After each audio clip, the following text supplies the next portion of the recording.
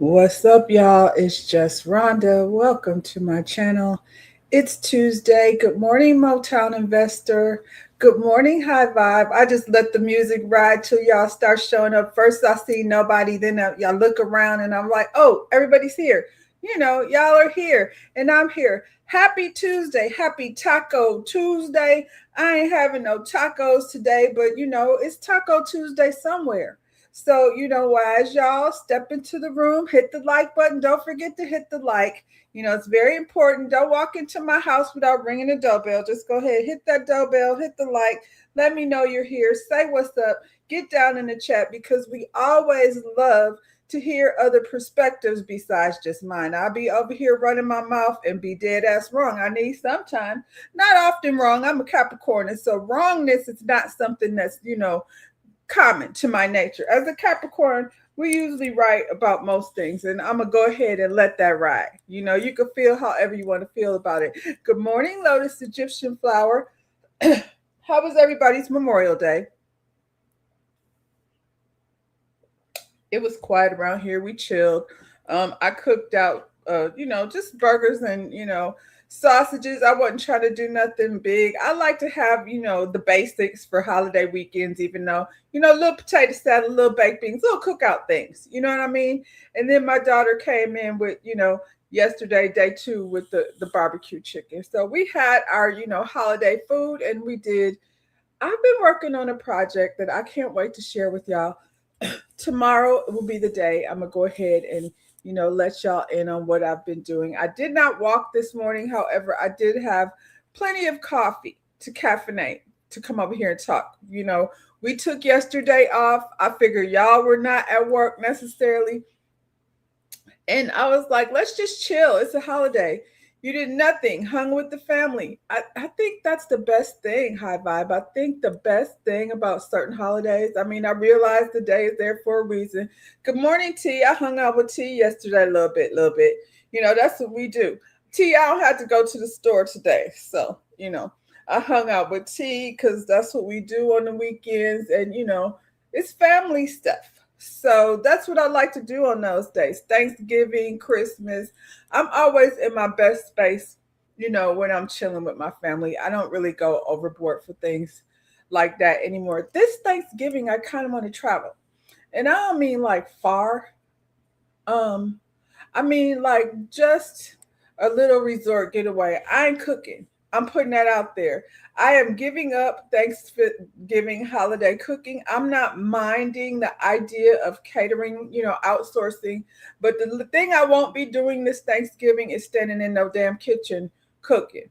So I don't care how much y'all like my macaroni and cheese. I have spent years trying to pass on. So I'm willing to offer suggestions and advice, but I ain't cooking shit. Not for Thanksgiving. This will be my first year, since I've been grown. This will be my first year off. I think I kind of want to have a resort day. So we'll talk about that when the time comes. Let's get into it. If you want to be trusted, be honest. Why is that? Like sometimes it's the simple things. It's not that hard. Why do liars always be out here mad because you're not buying into their lie? Come to your house on Thanksgiving. Uh, yeah, no, it's gonna be cold at your house. I said resort tea. I said I want a resort Thanksgiving, not a winter Thanksgiving. I might, have to check you out like uh what you call it? Halloween season over in October. That's my deadline for Michigan vacations. But anyway, let's talk about the liars. Why are liars always upset when you don't believe their lie? Why is that? You can sit there and be in somebody's face and they know damn well they're telling a bold-faced lie. Hey, Portia. And then want to be mad at you for not believing the lie. Liars be lying and that's what they do. What does that say about us? You know what I'm saying? In terms of how do you address the lie? Do you call it out? Do you call out the liar and be like, you know what I'm saying? You're full of shit. Is that what you do? Or you just let it ride and let the liars do their thing? I don't know. I think when you let them do their thing, they just keep on lying. And sometimes, even when you call them out, they still won't lie. Anyway, yeah, if you want to be trusted, just be honest. It's just that easy. It's the simple things. Let's get into the show, y'all. Got some things on the list of things to do. Naturally, it's not Monday, it's Tuesday. Don't matter. I'm still over here clicking the wrong button. You think I'm gonna blame it on being a senior citizen. Senior citizens get away with saying, oops, I didn't know I hit your car. Oh, do you ever watch like those body cam on YouTube? Sometimes I'll get caught up here for a very long time watching body cam. Um, I saw one with this old lady hit somebody on a what do you call it? On a hover round. She knocked the person on the hover round and was saying, I don't know, like they pulled out in front of me. I'm just an old lady. She was all the way to her house. Okay, so let's get into our subjects that we always do because over here on Coffee Talk, we like to talk about Black history, Black excellence, current events, and a little bit of celebrity gossip. So we're going to start here with some good news. After 40 years, whew, what a long wait, but we're not going to complain about that. After 40 years, Black farmers receive a $2.2 billion payout from the USDA following historic discrimination lawsuit. Dominique Kemp made history as the first Black person to earn a PhD. Doctor, PhD, we're gonna need to see your credentials. I'm not saying you're not a doctor. I'm just saying we're not falling for that doctor shit anymore. So he did earn a PhD. If he did, then his credentials will be readily available. And I don't feel like this doctor should feel any type of way about us asking for his credentials because people be out here lying for no good damn reason. Anyway, that was a butterfly I just chased off the page. Kemp made history as the first Black person to earn a PhD in mathematics from Indiana University. A PhD in mathematics. That means he can do a lot of things. Math is essential to so many things. With roots in Stanford University and a strong commitment to diversity in STEM, Kemp's achievement represents more than academic success. It's a breakthrough in representation. Listen, with the things going the way they are going, I would love to see somebody like a Dr. Kemp or a Dr. Kemp himself once he provides his credentials, because we can't just let people up in schools, saying they're a doctor unless they really are. But because his degree is in math and, committed to the STEM program, it would be so dope to have somebody like him, or like I said, him, travels to urban schools and give underdeveloped communities and underprivileged children an opportunity to learn directly from somebody. You know what I'm saying? Since they want to take the shit away, this is how we're going to have to give it back. That's just an idea. Anyway, from overcoming isolation in spaces where few look like him to becoming an inspiration for future mathematics, his journey shows the power of perseverance, excellence, and believing in your place at the table. Every barrier broken creates a path for someone else to follow. I think that's awesome. Let's see if it gets any national news coverage. Probably won't. I think the Black farmers definitely need this money. Obviously, there's a push against all farmers, but especially Black farmers, to take their land and all the negative things that are going on. Good morning, El Cid. El Cid wants to remind you to like, share, and subscribe. It's the thing to do. Y'all need to check out El Cid, child. She been over everywhere. Those Love is Blind people got problems over there with the folks. Just like we vetting the PhDs these days, we need to vet the reality show men. I'm going to just say men because they seem to be the problem in most cases, except for Huda. But, that's a Love is Blind conversation. Huda is not Love is Blind. She's Love Island. But, dating reality shows. 40 years for the 40 acres old. Child. I feel like we need more. We need more than 40 million billion acres and all. They went into detail about this one on the documentary High Horse, the Black Cowboy. Okay, so that's on the list. I'm usually be out of the loop. T, where is that being streamed at? Because that's definitely something I want to watch, with my daughter. $2 billion is reparations. 2.2 billion is reparations. I feel like, then where's my money? Because I gotta be a farmer to get it, high vibe? Because I thought we was all getting reparations. No, I'm happy to hear this, but who do I need to talk to about, getting my check and my acreage? I'm just saying. Um, High Horse. Have y'all seen that? What is it? What'd you say it's called? The Black Cowboy. I'm gonna have to check that out. Apparently, inflation is not included in the price. Girl, Lotus, are you looking for your check? I'm just saying, this is good news. We're not gonna take that away, but some of us didn't get our reparations check. That's all I'm saying. And I'll do good things with mine. I'll put it back into the community. Peacock? Wow. So, y'all, if you haven't seen the documentary, it is being streamed on Peacock. I'm going to go ahead and put that on my list today. Because yeah, it's information that we don't get about ourselves on a general, like if we're not out here looking for it, you know what I mean? Thankfully, my chat is very smart, very much informed. Um, I want to share that with my daughter. Anyway, yeah. Congratulations, Cowboys farmers. We would like to discuss, like, who's in charge over here. Is it you, Doctor of Mathematics? Um, where's our check? Because it seems like this is your section. Math, PhD in mathematics, Dominique Kemp. I'm gonna email him, ask him about my money. Are y'all with me? Or do you, I mean, I didn't think about it, but now I feel like I'm owed something. Since y'all brought reparations into it.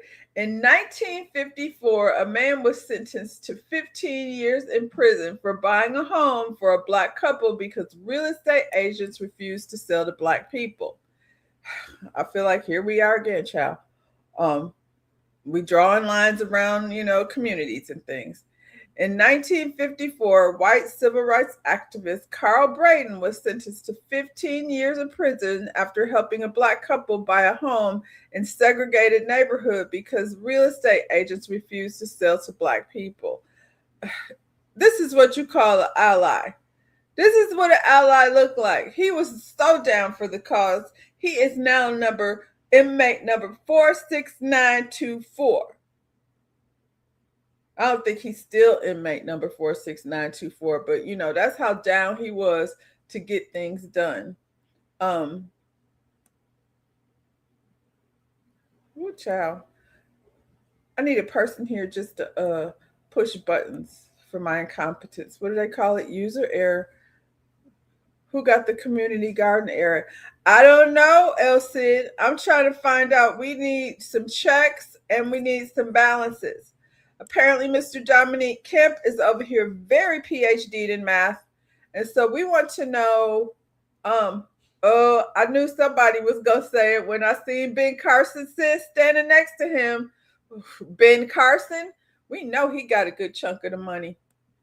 As much as it's a good story, and I do believe, about the 2.2 billion, but where the money at? They spent this article talking about this man Kemp and his accomplishments. So that was real cute. Y'all should have left Ben Crump out the picture because they said he be taking the funds and using them for himself. I watched his documentary. It was very heavy, pro, Ben Crump. Where are the allyship? Does this include willing to die or in prison to help us? They can keep it. I mean, and this was back in the day, but it feels like we back in the day. They said they was going to make America great again. We knew that wasn't going to be great for us. So is that what it's going to take in order to get businesses and things? I saw an article. I have it saved, actually. I can go click on it right quick. I'm not sure why these people wanted this, but did I save it? Because child, here it goes. Okay, so a whites only community rejected applicants for her Jewish roots and black husband. A Missouri woman has filed a federal discrimination lawsuit against an Arkansas housing development accused of operating as whites only community. I'm pro that. You know what I'm saying? I've said it many times. Do that. I don't want to go over there. If you have your whites only community, then by all means do that. Um, just don't try to keep me from doing, we gonna have to draw the lines and let the lines be drawn fairly. And then y'all could do whatever the hell you want to do in your white community. All you're going to want to do is come out and see what somebody else is doing and get in their business. But here you go. The lawsuit was filed on behalf of Michelle Walker, a St. Louis area real estate broker who says she was blocked from buying land in a North Arkansas development because of their Jewish ancestry, her black husband, and her biracial children. Why would you want to expose your children to that, I wonder? I mean, why would you want to? Maybe it's because she's got Jewish ancestry, but she's a white woman, and so why would you want to expose your children to that? And Jamal, I'll discuss whatever is going on with you later. Anyway, according to the lawsuit, Walker applied to purchase land near Ravenna, Arkansas, after seeing property advertised online. Reports say the development had promoted land at an unusually low price, including 3 acres, a plot for $6,000. I mean, okay, they over here giving away the damn land. Walker says she saw the property as an investment opportunity and did not plan to live there. That makes me feel better that she wasn't going to take her kids and stuff over there, but why would you want to contribute to that still? Your money is still contributing. Please explain the investment to me. This is not an ally. This is a white woman married to a black man who's still living in her privilege. The complaint, and that's my opinion, the complaint alleges that return to land screens applicants based on race, religion, ancestry. We can't even say black, and they got a whole, list of things. Religion, ancestry, and family background. The group has described itself as a community for white Christian heterosexual families. Oh my God. According to local reporting, Walker says the application asked questions about ancestry and religion, and that she was later told not to expect approval. She's a broker. Does she not know this? I don't believe it. Let's see.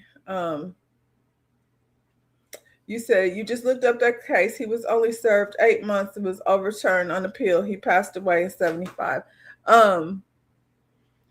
Yeah, he still went to jail for it. You know what I'm saying? And I think a lot of times that happens, but he was still 10 tones down. You're talking about the guy that went to prison. Sounds like get out attempt. Jamal better divorce and take custody of the children if he have any. Jamal is smitten, and I feel like, let me finish the article before I get caught up.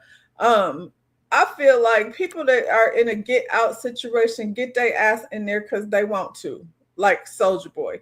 I mean, not Soldier Boy. That's another problem. Nature Boy. Anyway, the case has drawn attention because of its challenges, whether a private group can use membership rules or land sale restrictions to create segregated communities.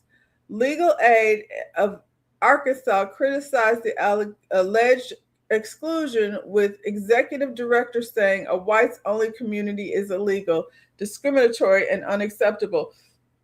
It exists. Praying it inspires Black people to do the same. That was the first comment. Yeah, but it's not easy for us to do the same. So, there's that. They didn't know about their group. There's been stories about them. I have been seeing stories about them, and they're not the only ones, because there was another community that wanted to do it. I say do it.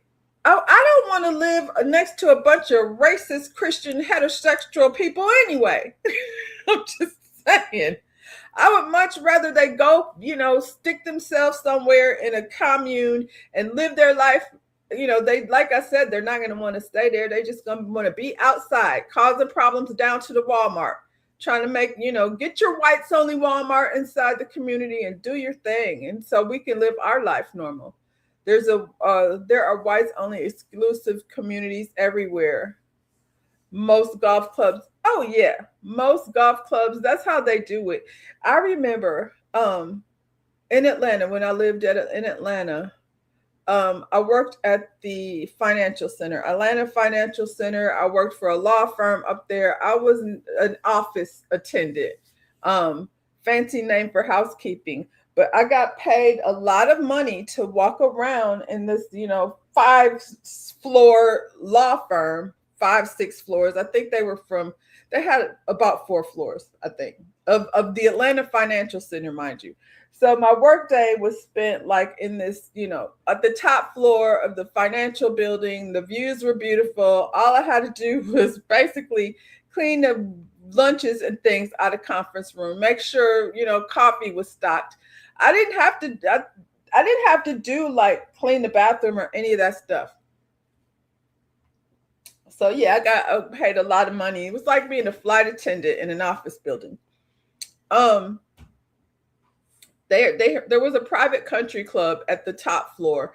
And so I looked at the menu and I was like, I'm going to eat there today. So I go up there to order something to eat and they looked at me like I had three heads. Like, you don't have no membership here. And I'm like, I can't order these shrimp though. So yeah, it's always been places that are whites only. I say I'm pro that. Segregate. And like I said, I don't mean segregate, like segregate them out the way so they could go live together and not be bothered by others. As long as them lines is fair. What y'all saying over here? Lotus Egyptian flower. God dog it.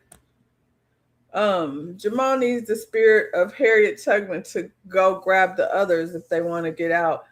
I'm just saying, like, Jamal wants to be there, and if that's where he want to damn be, then let his ass stay over there. I'm over that fight. Um, yes, I was paid well. It's so funny because they didn't really have a title for okay, this is a funny story. They didn't have a title for the job, office attendant. They didn't really know like what they wanted to do with that. So there was no structure in terms of the job. I just came in. So I'm like, I'm in this fancy office. I don't really have any heavy lifting to do. So I'm going to come to work cute. And so that's what I did.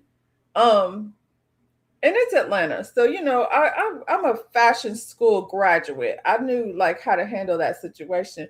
Some of the attorneys, especially the partners, secretaries, the partners secretaries were far worse than the partners. They, members of the Rose Petal, society, older white women that were used to fondling and running around behind these attorneys who, were doing whatever they were doing up there. It's the top floor of the Atlanta Financial Center. So you can imagine. Um, there was one who, secretary, I guess her job was, who was um, to the partner, to the main, I don't want to say the name, but there were three names of three attorneys that led this law firm, and she was the secretary of one of the big three.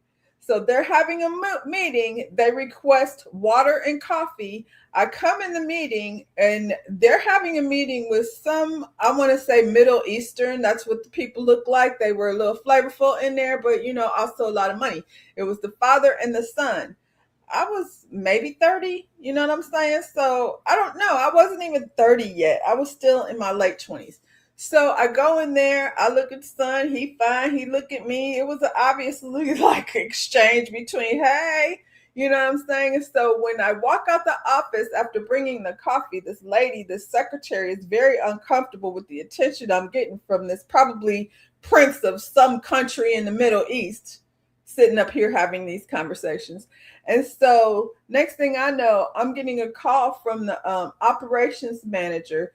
They've decided that they want to implement uniforms for for the office attendants. But how they handled it was because the operations manager, this story is getting long. The operations manager, um, it wasn't her issue. So she literally took me to the mall, Let me decide what the uniform should look like, and then purchased them for me, like, my startup. So like I said, I felt like the job was somewhat like a flight attendant, so I picked flight attendant clothing, khakis, little neck scarves. So now the office attendants have a look that I'm gonna say I was responsible for. And it didn't stop my game. I was still cute. And the old rose petal lady was still running around chasing behind an attorney who didn't give two shits about her. But yeah, a lot of times they're in these positions and don't even realize they're not an ally. They're not an ally, and Jamal is stuck where he want to be. But very much for this. I would prefer, this is like how y'all need to live. Y'all can get, whatever it is. I'm curious though, as to why she wanted to be there. What kind of investment? Like, if you're a real ally, what kind of investment is that? Because you've just literally tried to invest into a community that wants to exclude people based on their race and what they look like. So, yeah, I can't go up in the country club down to the law firm because people said you need a membership for that. You can't eat these shrimp unless you have a membership. That's the type of shit that goes on in those types of places. But yeah, we started here talking about this man. We're gonna end talking about him just to recognize the civil rights activist Carl Brandon, and how he helped the people get. And this is a different situation. This is not the same thing. This is him helping a family get a home versus this woman seeking out property because she's a broker. And you cannot tell me, as a broker, as a white woman, that it didn't become a problem till they found out she had a Jewish ancestry. What kind of stupid questions is that? Good morning, Pack. You said they always move the goalposts when we keep meeting or exceeding their standards. And I feel like they're going to find out again. I feel like they're going to find out again. If you put Bubba and them in the woods with no resources besides Uncle Chuck, they're going to be out there, trying to get out and get in other people's business. If you want to segregate, then do it. And this lady, that wants to go over there and buy property, yeah, you investing in their shit. So I can't stand by that. Jamal, do better. Speaking of home ownership, buyers have vanished. The U.S. now has 630,000 more home sellers than buyers. High mortgage rates and home prices have driven buyers' demand down. I don't know. I feel like this is like not going to work out the way it did the last time. The last time the bubble burst, people were able to get, homes. I don't feel like it's going to go like that this time. I feel like corporations are going to, end up just buying up what the people can't buy. And then there will be less, a bigger number of people, that are not homeowners. The U.S. housing market has reached a breaking point with active listings now outnumbering serious buyers by approximately 630,000, a gap that signals a dramatic cooling in demand for sellers that are not yet willing to accept. Mortgage rates hovering near 7%, combined with home prices that have remained stubbornly high, have pushed monthly payments to historic highs, pricing out millions of potential buyers who could otherwise be in the market. I mean, yeah, if the bubble bursts, ain't nobody got no money. So only a small select few are going to be prepared for what's to come. Real estate analysis say the standoff between sellers who refuse to lower prices and buyers who simply cannot afford current rates is creating a frozen market where transactions have slowed to a crawl. Without a meaningful drop in either mortgage rates or home prices, the supply-demand imbalance is expected to persist well into the coming years. I mean, what's the first comment? Poor boomers can't sell their homes for 10 times what they pay for it. I mean, that's what it seems like. And this is the thing. The last time that happened, an imbalance was created then. What'd you say? I'm not mad at it. White, Asians, Arabic people always have businesses in our communities and don't have, yeah, and don't live anywhere near. I agree. Like, yeah, I agree. You talking about the segregation comment? I mean story. Um, yeah, the last time this happened, I moved in a neighborhood in a condo. The houses within this neighborhood were beautiful homes. And then, once I moved over there, it's like I said, it's a golf club community. So when I moved over there, I moved into a condo that was like one little section of the community where, people, it wasn't apartments everywhere, just these condos that originally were supposed to be for elderly people, but then they realized the elderly people weren't going to be able to climb them damn stairs that they had built on these condos, so they had opened them to a what do you call it, condominium community.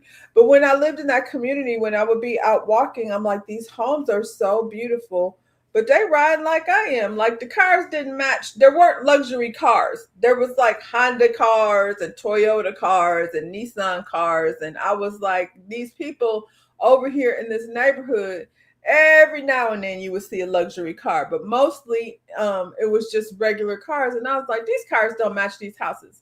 I've been around plenty of neighborhoods where people like live in houses like this. They also have, Mercedes, BMWs, those types of luxury vehicles. That's not what I was seeing.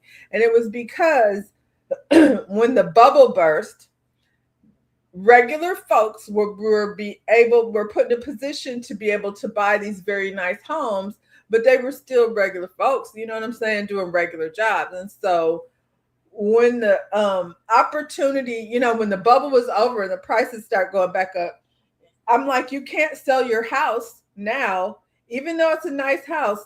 You're gonna have to downsize.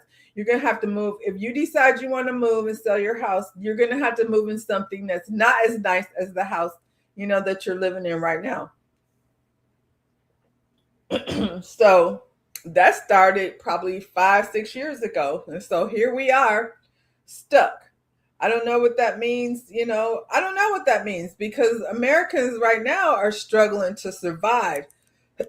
So being in the position to buy a home, and I just looked at a space that was a little bitty teeny 700 square foot space that's on the market for almost $240,000, and that's after the price has dropped. So we'll see what's gonna happen.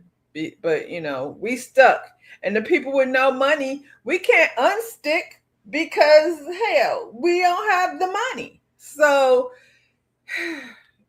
child, is this what a standoff looks like? I guess so. We'll see what happens. Corporations buy the homes, then people without money still ain't gonna have nowhere to go. So, can somebody talk to the wealthy so they'll realize that this is stupid? Bring it on back down. Maybe this is an option. Redemption Bank has launched it's the first Black-owned, Black investor-led banking institution in the Western United States. It has roughly 65 million in assets and will focus primarily on doing commercial lending, creating a dedicated team for small business loan, bridging gaps, and helping communities that experience redline and that are often declined. Um, I like this. When you say 65 million in assets, that's not a lot as far as a bank is concerned, but it's a start, especially if their guidelines are going to be based on criteria. If their criteria, their guidelines is going to be based on, communities and not just, I don't know, credit and that kind of things. And credit has to be good, but I'm talking about, I feel like people with good credit are still like declined just based on, racism. Redemption Bank has launched, and it's the first Black owned, I hate the way they wrote that, Black investor led bank institution in the Western United States. It has roughly 65 million in assets and will focus primarily on doing commercial lending, and creating dedicated team for small business loans, bridging the gaps and helping communities that experience redlining and are often declined loans. It is complete. It has completed its acquisition of Utah-based Holiday Bank and Trust, making it the first time a bank has been owned by Black-led investment groups in Western U.S. It's the first Black-owned bank in the Black banking desert, which stretches from Houston to Los Angeles. Redemption Bank is now the first Black-owned bank in U.S. history in the Rocky Mountain region and the only one Black banking desert. I wonder, like, are their loans going to be based on demographics? Which refers to the geographic stretch from Houston to Los Angeles with no Black-owned banks. Ashley Bell, CEO and chairman of Redemption Holding, told the Associated Press the community will launch the full digital platform at the end of summer, enabling it to serve small businesses across the country. So it is going to be across the country. I'm going to keep my eye on that. I feel like for the best thing we can do is have our credit together. If you're intending to open a business, you know what I'm saying? Get your credit right. Make sure, you have your business plan in order. And then they said end of summer. Summer just getting here, but the end of summer be, right on its heels. What you say, Elson? Good morning. To go to Africa, they have to say first Black investor led, etc., because it's not the first Black bank. It's the first Black bank, so they have to say it that way. They're gonna have to stop saying Black. The people gonna say, you can't say Black. They're gonna be like, this is discriminatory. Are you only giving loans to people that are Black? Because that's not right. I'm just saying that's what they're gonna say. It's just hard to say it that way. I already be over here stumbling. So I'm like, what? One United Bank is Black owned and they are still around. So if that's why couldn't the banks partner together?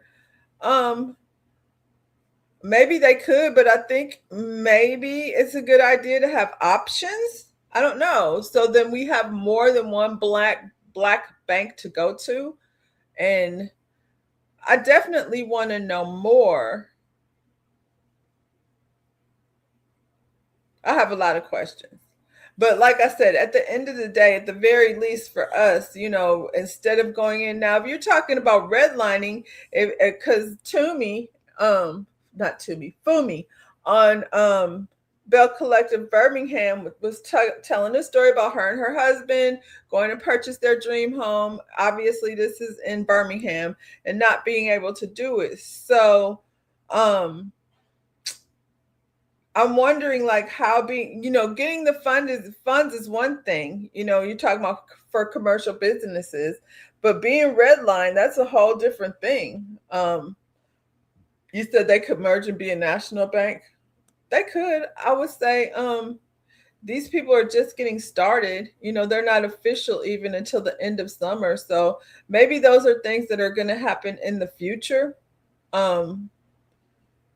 But for right now, we got options. And so this is another option.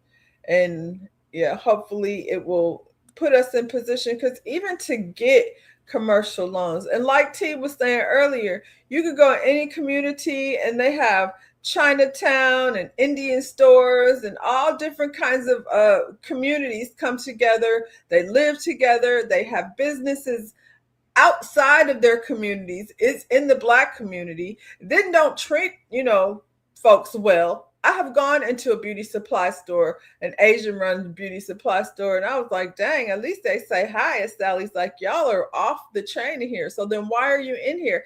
And it's in communities that are poorer communities, because those girls spending all their money on that weaves and stuff. You said right to be bicoastal in the U.S. I think these are all valid opinions and questions. I don't have the answer, but I do think it's something that like can be brought to them as questions. Feels like they're just getting started, and maybe the previous Black Bank is like, let's see what they do first. But as far as investors are concerned, we got a lot of Black billionaires. Where's the Carters? Hello, Carters, Oprah. Y'all have B's behind your name. Are y'all, investing? Because like I said, 65 million sounds like a lot, but when you're talking about a bank and you having to loan out all this money, I feel like 65 million could go real fast.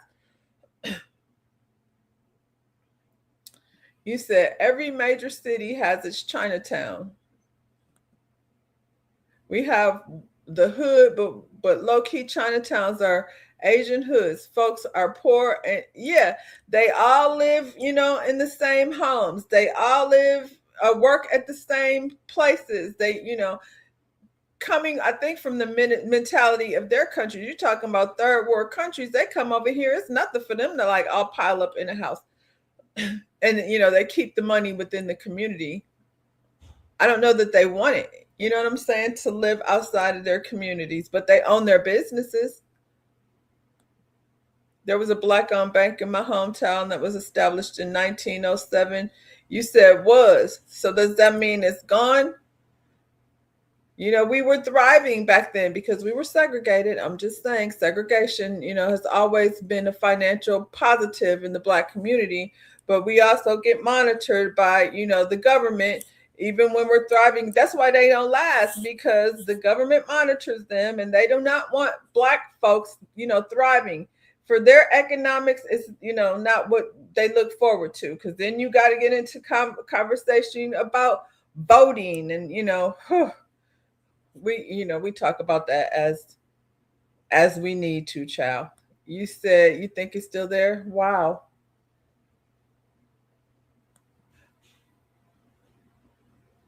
I'm with y'all though. Like the more national it becomes, it's one thing locally, but we need bigger. We need more. And it's a lot of Black dollars. But what do we do with our Black dollars? We run down to Amazon, and I don't mean we, because I don't do it. And you keep feeding into, these folks and their, financial wealth, and is, doing damage to all of us as American citizens. This is also doing damaging. This is the current drinking water in Morgan County, Georgia. Right after a data center was constructed, the Meta data center was constructed, the only difference between the clean water and this was that data center. I have another one as well. So this wasn't just one well. These wasn't just one family's situation. This is what the drinking water now looks like next to that data center. And I think both of us can agree that neither one of these things are drinkable. These families now have to ship, in a rural area, have to ship water to their house in order to cook and bathe themselves.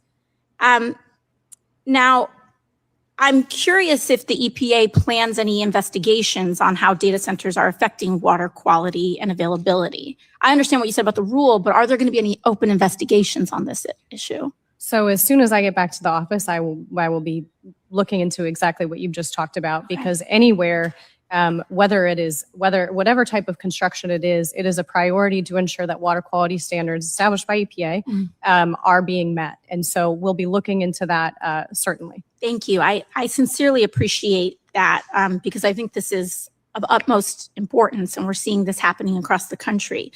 I'd also like to ask about the administration's push to build more data centers by fast-tracking construction.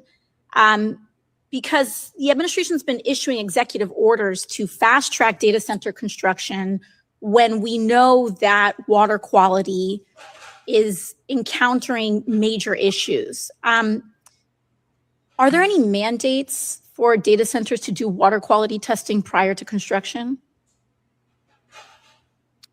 Of like coming from a public water supply, drinking water supply sampling. Wells, yeah. I'm not aware of anything like that. However, it doesn't mean I'm just not aware of it. Might exist, Yes, but I'm of not. course. I think it's important that, you as an agency official, we have to make sure we're doing these investigations. And then us on a congressional level, I'd like to note that I think it's of utmost importance that we also launch congressional investigations into this matter as well, so that we can partner with the EPA and ensure that the drinking water for this country continues to be safe and accessible for the American people. So thank you, Administrator. Thank you. I have a jar right here. This is the current drinking water in Morgan County, Georgia. Okay, so Alexandria Ocasio-Cortez has been speaking about concerns over drinking water in Morgan County, Georgia, where residents say their water became dirty and discolored after construction being on large Meta Platforms data center. During congressional hearing, AOC held up jars of brown water and said families in the area now have to rely on shipped or bottled water for cooking and bathing. She questioned the EPA about whether data center construction could be affecting local water supplies and called for an investigation into the issue. The concern is mainly tied to residents reporting muddy well water, and lower water pressure claims. The problems began after heavy construction near the Meta facility. Fears about how massive AI data centers project U.S. and affect local warehouse resources. The moment there is no confirmed proof that Meta directly caused the water contamination, EPA officials said they would review the complaints and investigate further. Some experts and community discussions online argue the issue could be linked to construction disturbing wells sediment rather than data center operations themselves. These people don't care about that. I feel like she came there completely unprepared. Where does she think she was going? She, you know what they say when somebody repeats the question back to you. When somebody says the question right back to you, you said, "This is sad." AOC, we're doing her big one. Yeah, she would have a date for the investigation. I'm so tired of politicians bringing up things with no solutions. You said if AOC were doing her big one, she would have a date for the investigation. She was at least raising the question. So you're saying you think she working in tandem with the other, with the other side? She just asking the question because the lady was like, when I get back to the office, then I'll check into it and I'll let you know. No questions were answered here in this particular situation. No questions were answered here in this particular situation. This is how they operate. You said Mike Johnson has shut the House down most of his term. Her efforts may have been severely affected by it. I think so, and I think the other lady too, to some extent. It seems like another woman has been sent to the front line to handle a situation with absolutely no information. You know what I mean? She out there, what they say, fighting for her life. She out there fighting for her life in order to get some answers. And this lady is over here 100% unprepared. 100% unprepared for any questions. And, I feel like they're not being very upfront with what's going on with the data centers and how it's affecting, people's water. And this place only has like 20,000 as a population. But again, at least AOC is bringing the question. So now they got to go back and scramble because it's been made public. They got to go back and scramble and find out, some answers to these questions. Let's get over here. T sent me this morning. And I was like, this definitely plays into, I don't know who this young lady is referring to. These are not her sentiments, actually. She's referring to something that was said by somebody else. Here we go. If the water in Flint, Michigan is already poisoned and the residents in Flint, Michigan are already being poisoned by the water, then it makes sense to just put data centers there, right? Why are we polluting the good communities, the people who actually have good drinking water? Why would we do that? Why would we poison the water of the communities where there are good Americans living? Is exactly what this creator is trying to tell us. Now, I don't really like to, send for creators. I don't come on here to start any shit with people that are also, trying to make a living off of TikTok. But this is such a harmful rhetoric. A very, very, very harmful rhetoric. It's a very harmful thought to even have. I cannot even believe such a thing would cross your mind. Oh, these people are already being poisoned. Let's just poison them some more. What the fuck are you talking about? And then she turned around to say she didn't know what the demographic of Flint, Michigan actually was, and that she's not a racist. I'm not going to argue that part. Y'all can make that judgment for yourselves. I think it's absolutely disgusting and abhorrent for her to come online and tell people that we should build data centers in Flint, Michigan, because those people already have poison water. They're already suffering. So who cares, right? But we should not be harming the good communities with data centers. The good communities. What the fuck does that mean? What does that mean? Married to a lunatic, I guess. Bo Grant, whatever the fuck. Y'all, these are the people you're giving platforms to. I blame y'all. If the water in Flint, Michigan is already poisoned and the residents... Let's see, one of the comments. I'm from Flint. Our water been fixed. For the city, tons of people still have dirty pipes in their houses because the EPA only fixed the pipes for the city so they could officially say the crisis is over.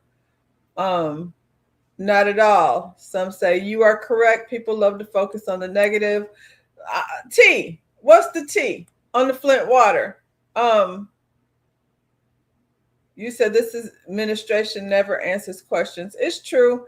That's why, that's why you got to ask, catch them off guard. The lady like, she didn't know they was going to do that.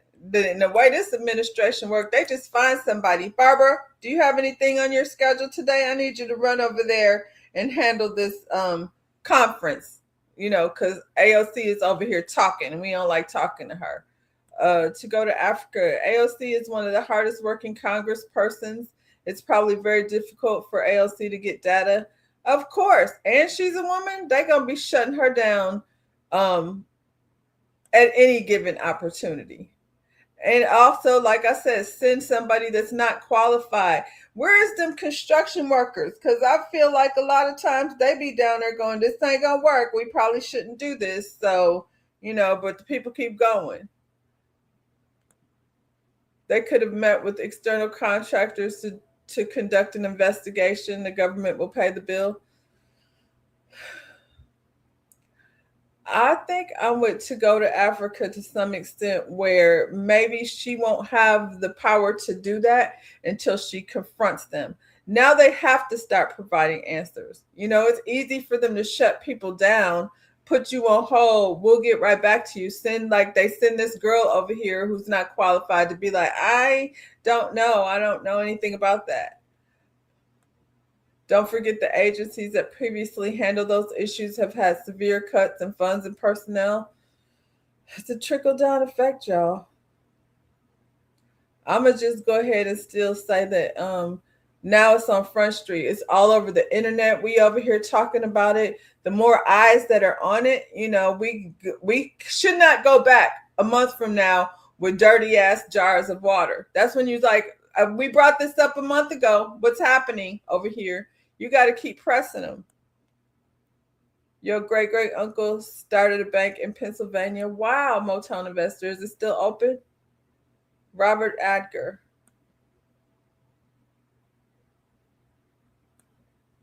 You said Eric Mays was working hard on the water issue in Michigan until high power took him out. T, where you at? I know you know firsthand about the Flint water. She said she was on a call. The question is, they're over here saying in this comments of that video that you sent me this morning, saying somebody said the water is fixed, and then somebody said no, it's not. So what is the status? Can you give us any info on the water situation in Flint? Okay, so it's this is straight from Flint town. You said they fixed the water, but the pipes have not been replaced. So they're running clean water through corroded pipes. There you go. So do that sound fixed? That don't sound fixed. And then, you know, this lady talking about just send it to Flint. Now, what we not going to do? Wealthy people promoting the centers can easily obstruct their progress. That's what's the beautiful thing about the internet. You know, if people got focused on the right thing, you know what I'm saying? And not, we all focused on a little bit of the silliness. I'm not gonna like get on a high horse because a lot of times it's a distraction. However, complaining and not doing anything. I am not a member of Congress. I know this lady fought very hard to get to her position, and she's over here bringing it up. So even though, you know, that's not necessarily everything, I think it's a big deal because now you got more eyes on the situation and you got more people. So when the people of Morgan County, there's only 20,000 or something of y'all. And I would like to point out of those 21,000, 22,000 people, 20% of them is Black, and 20% of a Black population is a lot. It's a lot. We don't make up 20% of most places. So we're looking at an area where 20% of the population is Black. Maybe that's why the data center was, you know, that area was chosen anyway. So, but the 73% of you white people that live over there in Morgan County might need to march your happy asses down over to that data center, you know, site and complain about what they're doing to the water. And sooner or later, you get more attention and more traction, and, you know, moves can be made. But these data centers are going to pop up in other places. This is just, you know, the first of many. Steve Zuckerberg. Can we put one in your neighborhood? Remember that movie Silkwood? Have y'all ever seen Silkwood? With Cher and I want to say Goldie Hawn's husband, man. That was a good movie about nuclear plants. T said the pipes in my mom's house were messed up, which caused the sewer to back up due to the water crisis, but we're responsible to fix the pipes from the house. You said, but we are responsible to fix the pipes from the house to the street. So they'll fix the pipes, like the public pipes, but in your home, you're financially responsible to replace the pipes that are on your property. That's wild.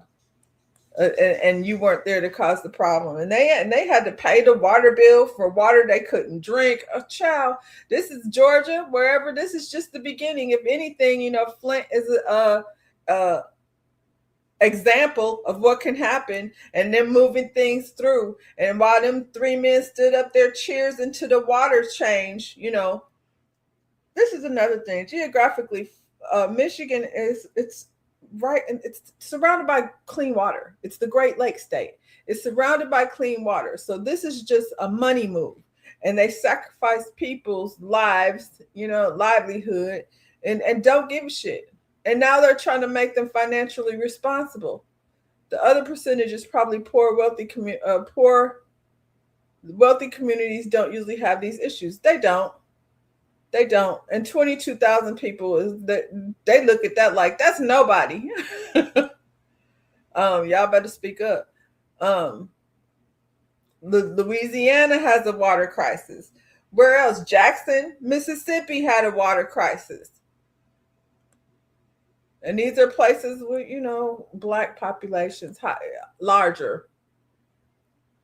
It's a form of genocide. It absolutely is. That's why they choose these these communities that are populated. Like I said, 20% of Black community is a lot. I think here in Kissimmee, where I live, obviously the higher percentage of Blacks is the higher percentage of people is Hispanic first, and then I think Black next, but I don't think it's 20. It might be 25%. It might be 25%. Am I still live? Yes, girl. I'm live. Can y'all not hear me? Those are some of the poorest states in the country. Yeah. And so I feel like, this isn't a conversation that just should be left to the small population of Morgan County. I think everybody needs to speak up because it can happen, and it will happen in more places. And at the end of the day, I was on a walk with my daughter yesterday, and we were having this conversation about these data centers.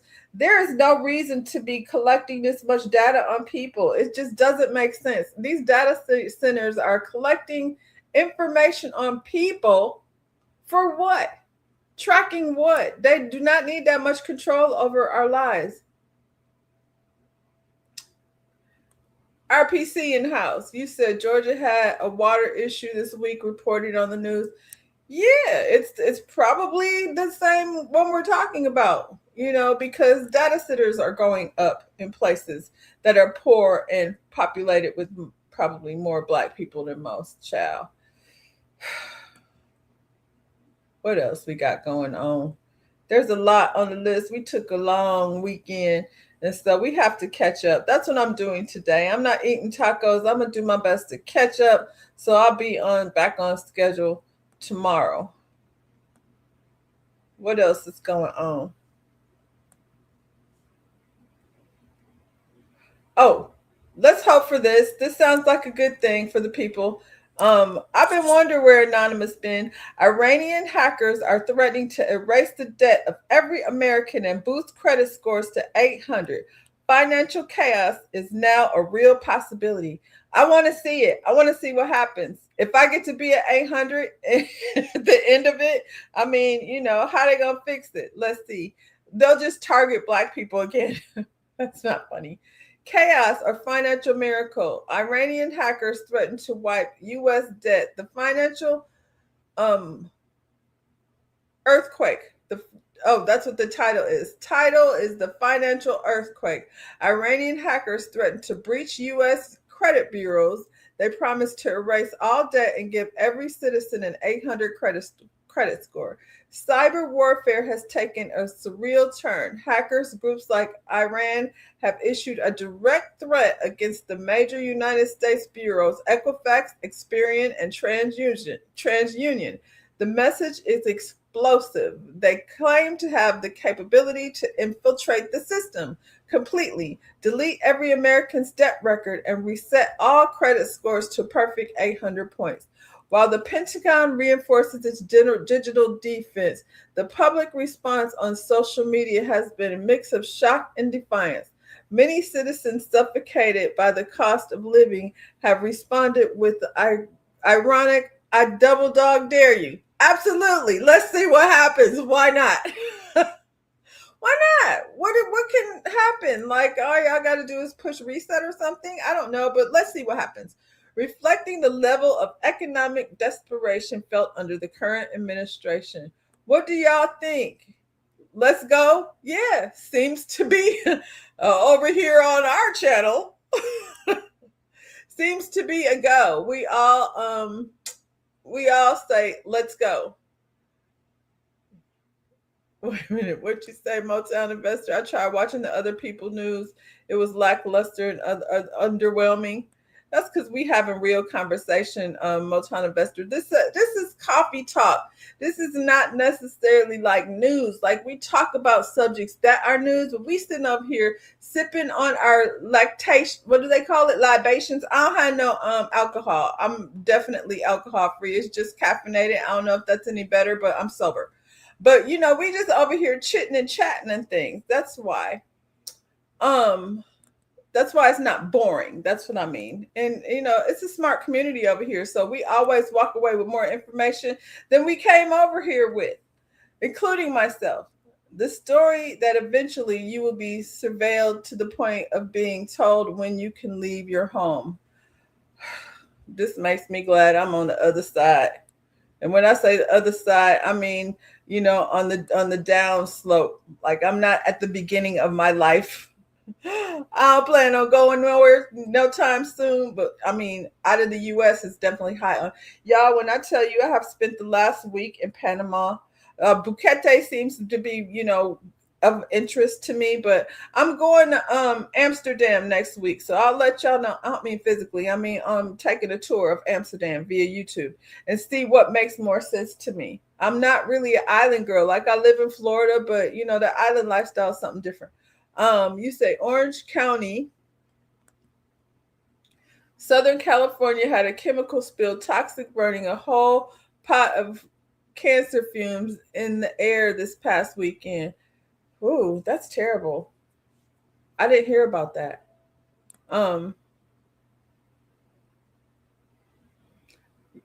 You said, I don't know about this one. Will I keep my social security number?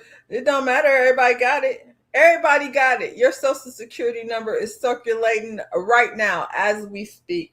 I'm going to say, run it. What could go wrong? Worse than where we at now. They just take it back down. It's not the worst thing. Everybody started ground zero. People who are bad, with finances, they gonna fuck it up anyway. Excuse my French. So yeah, what happens if we just all start back at the beginning at ground zero? You know what I'm saying? And then, take it from there. See, everybody, take away my mortgage, please, and thank you. Lotus Egyptian flower, just let it go. Just let go of TransUnion. I'm going to be like Nature Boy out here. Just let it go. Peace and love and all the things. They want to manipulate the way we can think and act and vote and control everything. It's scary. It's scary. That's why they want to chip y'all. They said that's what the COVID thing was. I fell for it. I got one. I didn't let them get me for a double dosage, but they did get me for one because I was like, the people is dying out here. Many people are migrating to Southeast Asia. Yeah. I my problem with, like, when I look at what do you call it? When I look at Panama, like, there's so many. I feel like I could go to Panama for 6 months and just chill out and take myself, away from the hustle and bustle of life, in my retirement years. But I don't know about them poorer countries. Those poorer countries have corrupt governments and weak governments the same as ours. So, that's concerning to me. But yeah, I have enjoyed. I was looking, at one video, and the guy went down to the farmer's market, and I was like, dang, I bet you that fruit tastes good, like real fruit, like not what we have in our grocery stores here. We know that Doge investigation was stealing our information, sold it to companies that are building. Yes, High Vibe, the information is already out there. I say, do your thing, see what happens. I'm not, I don't want to say it can't be worse, but I mean, I'm willing to throw mine in and let's just see. Let's just get rid of the social security number altogether. Issue me a new one, child. Issue me a new one if that's what we got to do. But I'm interested to see, like, how this plays out. They've been threatening. I've been hearing it for a minute. Yes, you said make sure you look at intercoastal. Yeah, I don't mess around, El Cid. I live in Central Florida for a reason. I could go to the beach. I don't want to live like over there by the water. One thing I do know is, like, how to navigate my way through tropical weather. Panama had a worker shutdown and the whole country shut down. I've been doing research. Yeah, I've been doing research. This country about to shut down. So at this point, you can't scare me with that kind of thing, it's just like, like Cuba over there in the dark, because I get worried about the countries like with lesser money. But I am considering, like, if even if it's not permanent, I wouldn't mind getting the hell out of here, um, just for some peace of mind. What they need also to hack is the records of the creditors, zero out those balances so they cannot resubmit their credit bureaus. Yes. High vibe, send that over to the hackers. Let them know that they're going to need to have, two situations that they need to handle. I don't know where the hackers be. Apparently they're anonymous, but yeah. Anyway, on to the next. What else we got going on out here? Oh, there's robots. So, this ain't going nowhere no time soon. A Figure AI robot just finished 200-hour work shift and sorted 250,000 packages with zero human help. A demo that was supposed to last only 8 hours somehow kept running for 200 without a single failure. Figure AI livestreamed its Figure 03 humanoid robot sorting packages, while CEO Brett Addock admitted before the test that something would probably break during the run. The robot continues to work for more than a week, sorting 249,560 packages while rotating every few hours for battery swaps. Okay, so they just put one in and take one out.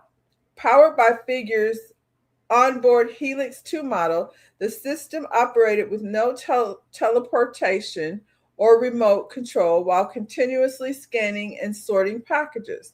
Figure also hosted a 10-hour man versus machine challenge where a human intern narrowly beat one of the robot before ending the shift with a broken forearm. Damn. The robots kept going. Supporting figures believe that humanoids should be judged by how many shifts they survive before failure. Celebrating your replacement is crazy. I mean, listen, I feel two ways about that, because I've been saying that in the new shift in education definitely needs to be towards robotics. Thing one. Thing two, if y'all are going to be trying to get packages out every hour or by the hour, then you need some robots to run through. Y'all are talking about relocating. You said there are hundreds of videos on African Americans on YouTube who have moved to Asia, especially Thailand, because of its affordability and infrastructure. They don't need to worry about credit there. It's somewhere. I've heard a lot of good about Thailand. It's not something that interests me necessarily, but I'm just like exploring places that I think I would want to go. You're trying to listen, but you also at these end of the year performance. Oh, child, pay attention to the performance. Rage Against the Machine. Listen, I feel like I said, this robots can't replace everything. If you're talking about package sorting, yes, get a robot to do that, for God's sakes, and then have somebody there for you have your retirement visa for Thailand. That's dope. Thailand, I think High Vibe, you said something about Mexico. Everybody picking their place. I'm trying to pick mine too.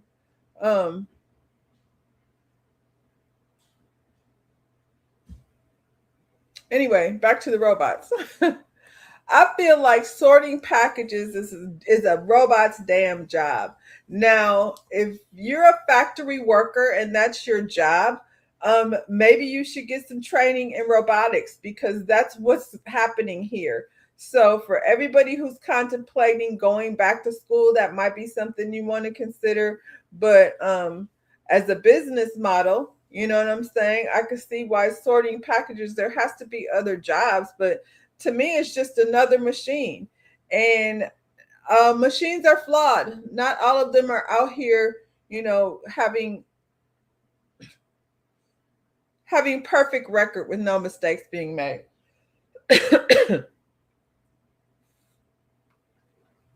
Starbucks is not having the same look. Starbucks retires AI inventory tool after a miscounted and mislabeled store items.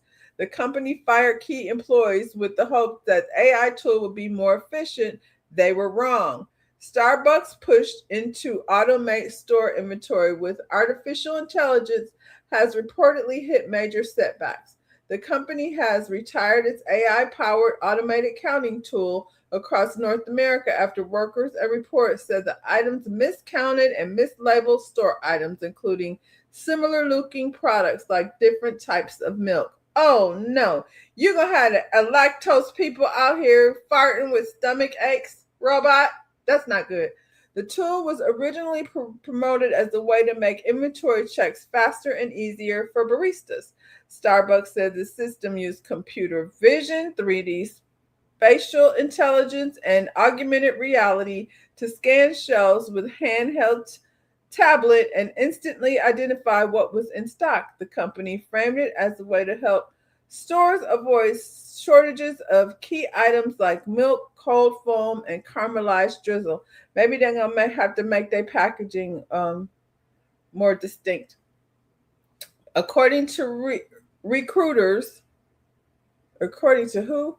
According to Reuters-based reporting, Starbucks later terminated the program roughly 9 months after deploying it across North American stores. Wonder how much money that cost.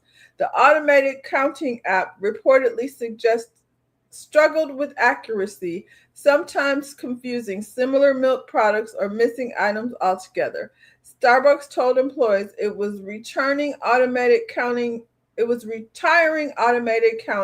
and moving beverage components and milk back to the same inventory counting process used before the store categories. So see, not all robots are flawless. Not the ladyboys in Thailand. Y'all are still talking about travel. Not all robots are flawless. So not all people are going to be replaced, not immediately, not everywhere. So yeah, at Amazon, I think Amazon needs to hire them robots because they working the hell out of people. Starbucks, not so much. I feel like Starbucks can just send Billy back there to the stock room and get a pencil and a paper or a tablet or whatever they're using and take inventory on the stock because the robots over there, Starbucks are not necessarily, as efficient as the Amazon robots. So there's that. I'm going to talk about this, then we can get into the celebrity gossip. Disneyland launches Juneteenth month-long celebration starting June 19th. Black culture, Black music, live jazz, Caribbean energy, HBCU pride. Disney, y'all ain't gonna be in trouble? The people said y'all could do it. Meet regular Mickey. That's regular Mickey over there doing his little ditty. And then, ooh, boom, bump, bump, bump, bump, bump, bump, bump, bump, bump. Mickey be down here doing the HBCU dance. Oh, we got two different Mickeys. I love this. I'm in the neighborhood with the mouse. We live, in the same hood. Me and the mouse, not the California one, but the Florida one. Hampton University. Oh, shoot. I'm sure they got music. I don't want to do too much with the music. Yeah. So love that. It's for the month of June. Black culture, music, food, and HBCU traditions across the entire resort from June 19th to July 19th, creating a full circle moment for Black Disney kids who grew up loving these parks without always seeing themselves fully reflected. It's gonna be hood down to Disney World during the summertime. Y'all, it's a pretty penny. It's a pretty penny to get up in there. Step in Mickey, yes. You said send my girl Ella the mascot over there. Who is that? I don't know all of these mascots for all of these schools. For the cost of Disney, you could purchase the ETF investment. Disney is expensive.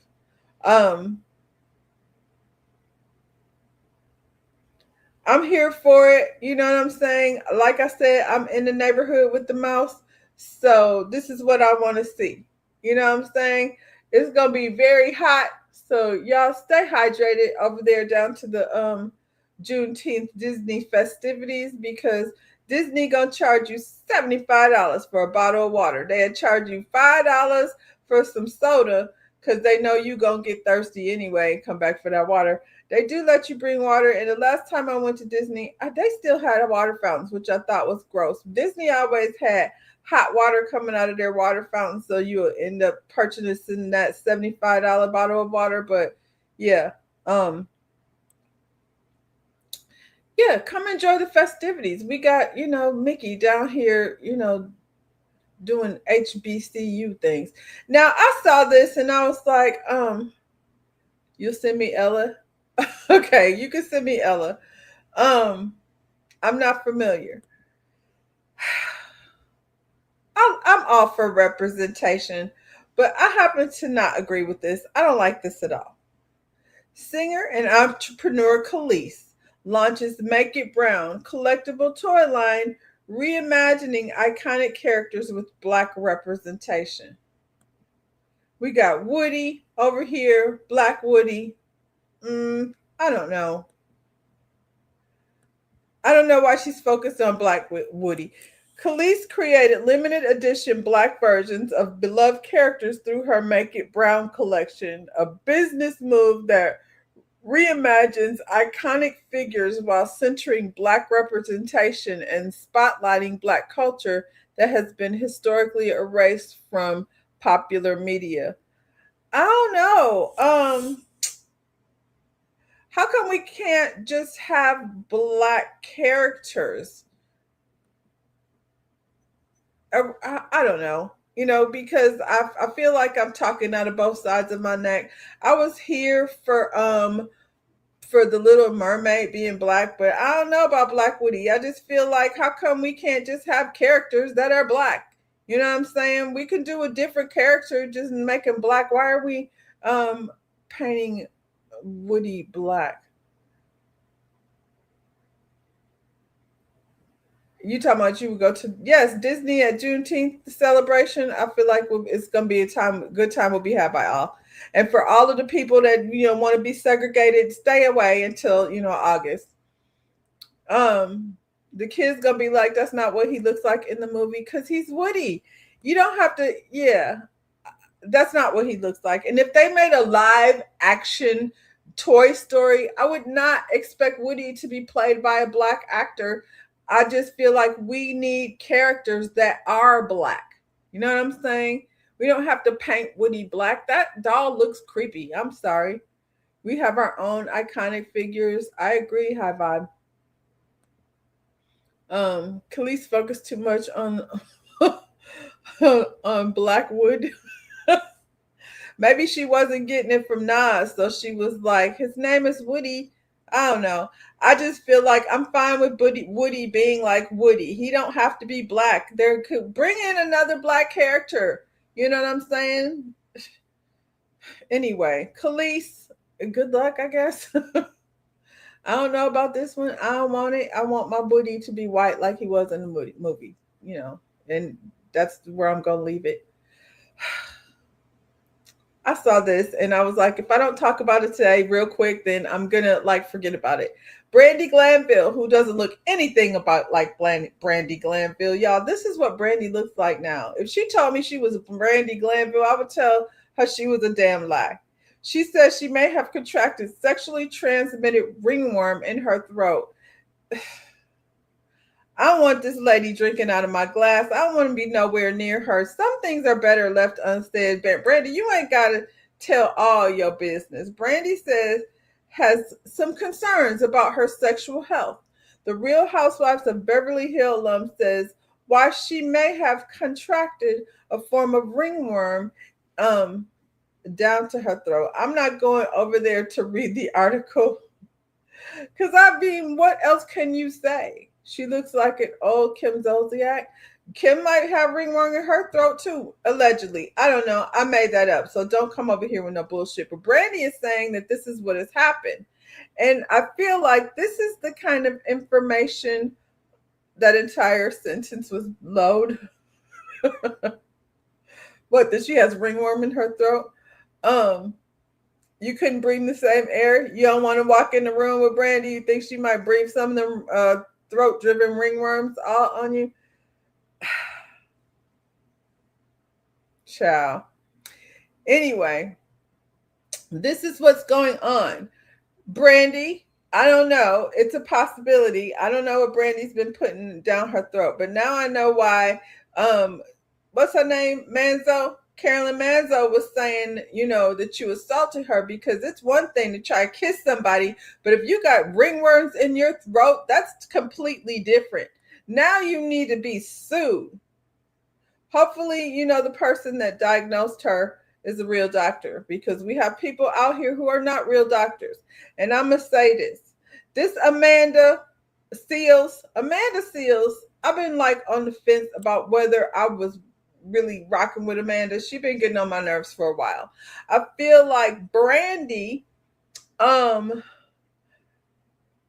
is she RFK's niece? I don't know. Is he the one who diagnosed her? Amanda Seales has been on my nerves for a while, because Amanda comes over here bitching and moaning. She's very smart. I'll give her that. She comes over here bitching and moaning all the time how miserable she is. She never has any type of solution for anything. And I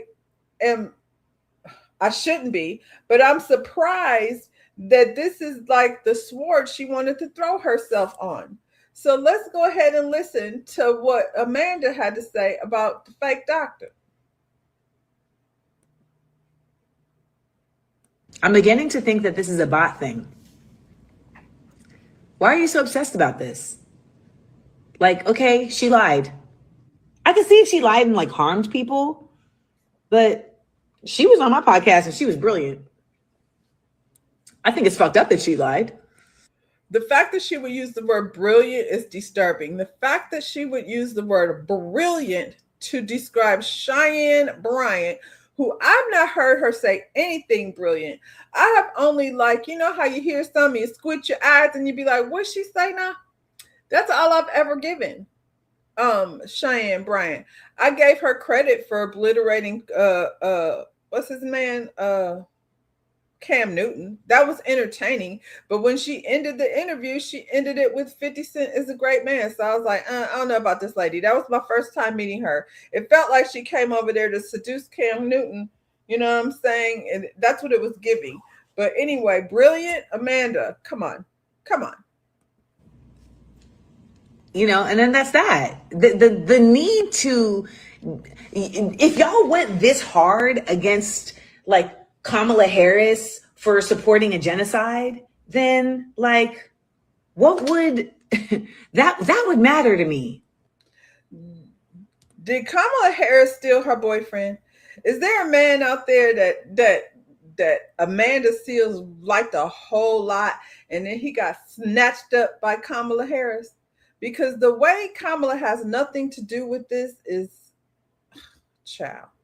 There's no match. I don't need to have some type of debate with Cheyenne Bryant. At the end of the day, for some reason, she felt like she needed to lie about credentials. I don't know why. I think part of the reason is because why are you all so obsessed about Cheyenne? We live in a world where we act like credentials is what determines somebody's effectiveness across the board. And in some respects, it is absolutely necessary. And in her respect, it actually wasn't necessary for her to do the work that she does. That being said, I just don't care. I don't care. She was on my podcast and she was incredible. I don't care. I think we're not going to watch your podcast because we don't care. We don't care to sit here and listen to you and Cheyenne Bryant blow smoke up each other's ass, Amanda. We don't care. We live in a world where we act like credentials is what determines somebody's effectiveness across the board. And in some respects, it is absolutely necessary. And in her respect, it actually wasn't necessary for her to do the work that she does. That being said, I just don't care. I don't care. She was on my podcast and she was incredible. I don't care. I think it sucks, and I think it was not smart, and I think that at the end of the day, there are people who work really hard to get doctorates. There are also people who call themselves doctor when they get an honorary doctorate, and I don't think that's much different. I don't think it's much different. Maya Angelou was walking around calling herself Dr. Maya Angelou. She didn't complete a doctorate. Some university. Did Maya Angelou therapy people though? Like, and does Dr. Cheyenne Bryant have an honorary doctorate?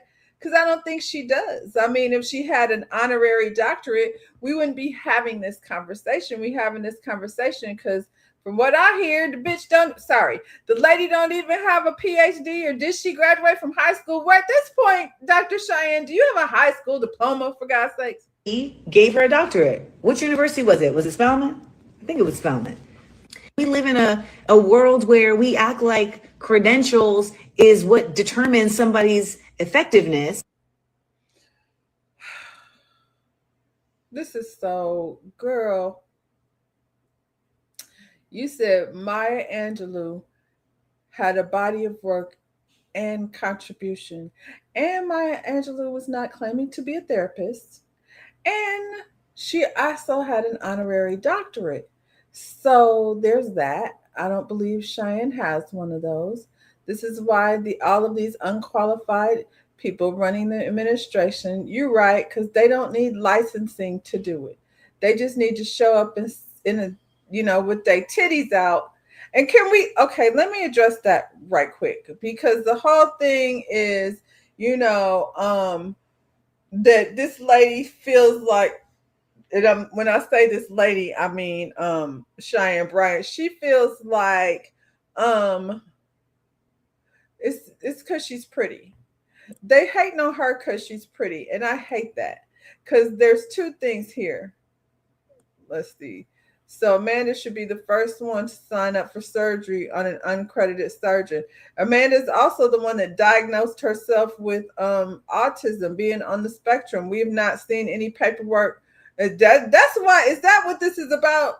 She hates Kamala Harris, and she don't have no paperwork. She over here self-diagnosing herself. Maya has a record of her doctoral degree. Well, I mean, according to Amanda, it don't matter, because that doesn't make her credentials. I can't with Amanda. Like I said, in the last, and I think she's very smart, which doesn't mean, that doesn't mean she knows everything. Only Amanda thinks she knows everything, first of all. But if you're going to come over here and bitch and bitch and bitch and bitch all the time with no solutions, this is what I want to know. We had a whole conversation just a minute ago about where we would want to live, different countries, what it's like in different countries, during the research on where we might want to go. And why is she still here? She hates it here so much, Amanda. Amanda does nothing but get in front of that camera, playing with them, tied ass dreads that need to be retwisted, acting as if she knows everything under the sun, but no solution to anything. That's so irritating to me. The way Cheyenne Bryant defended herself is offensive and unprofessional.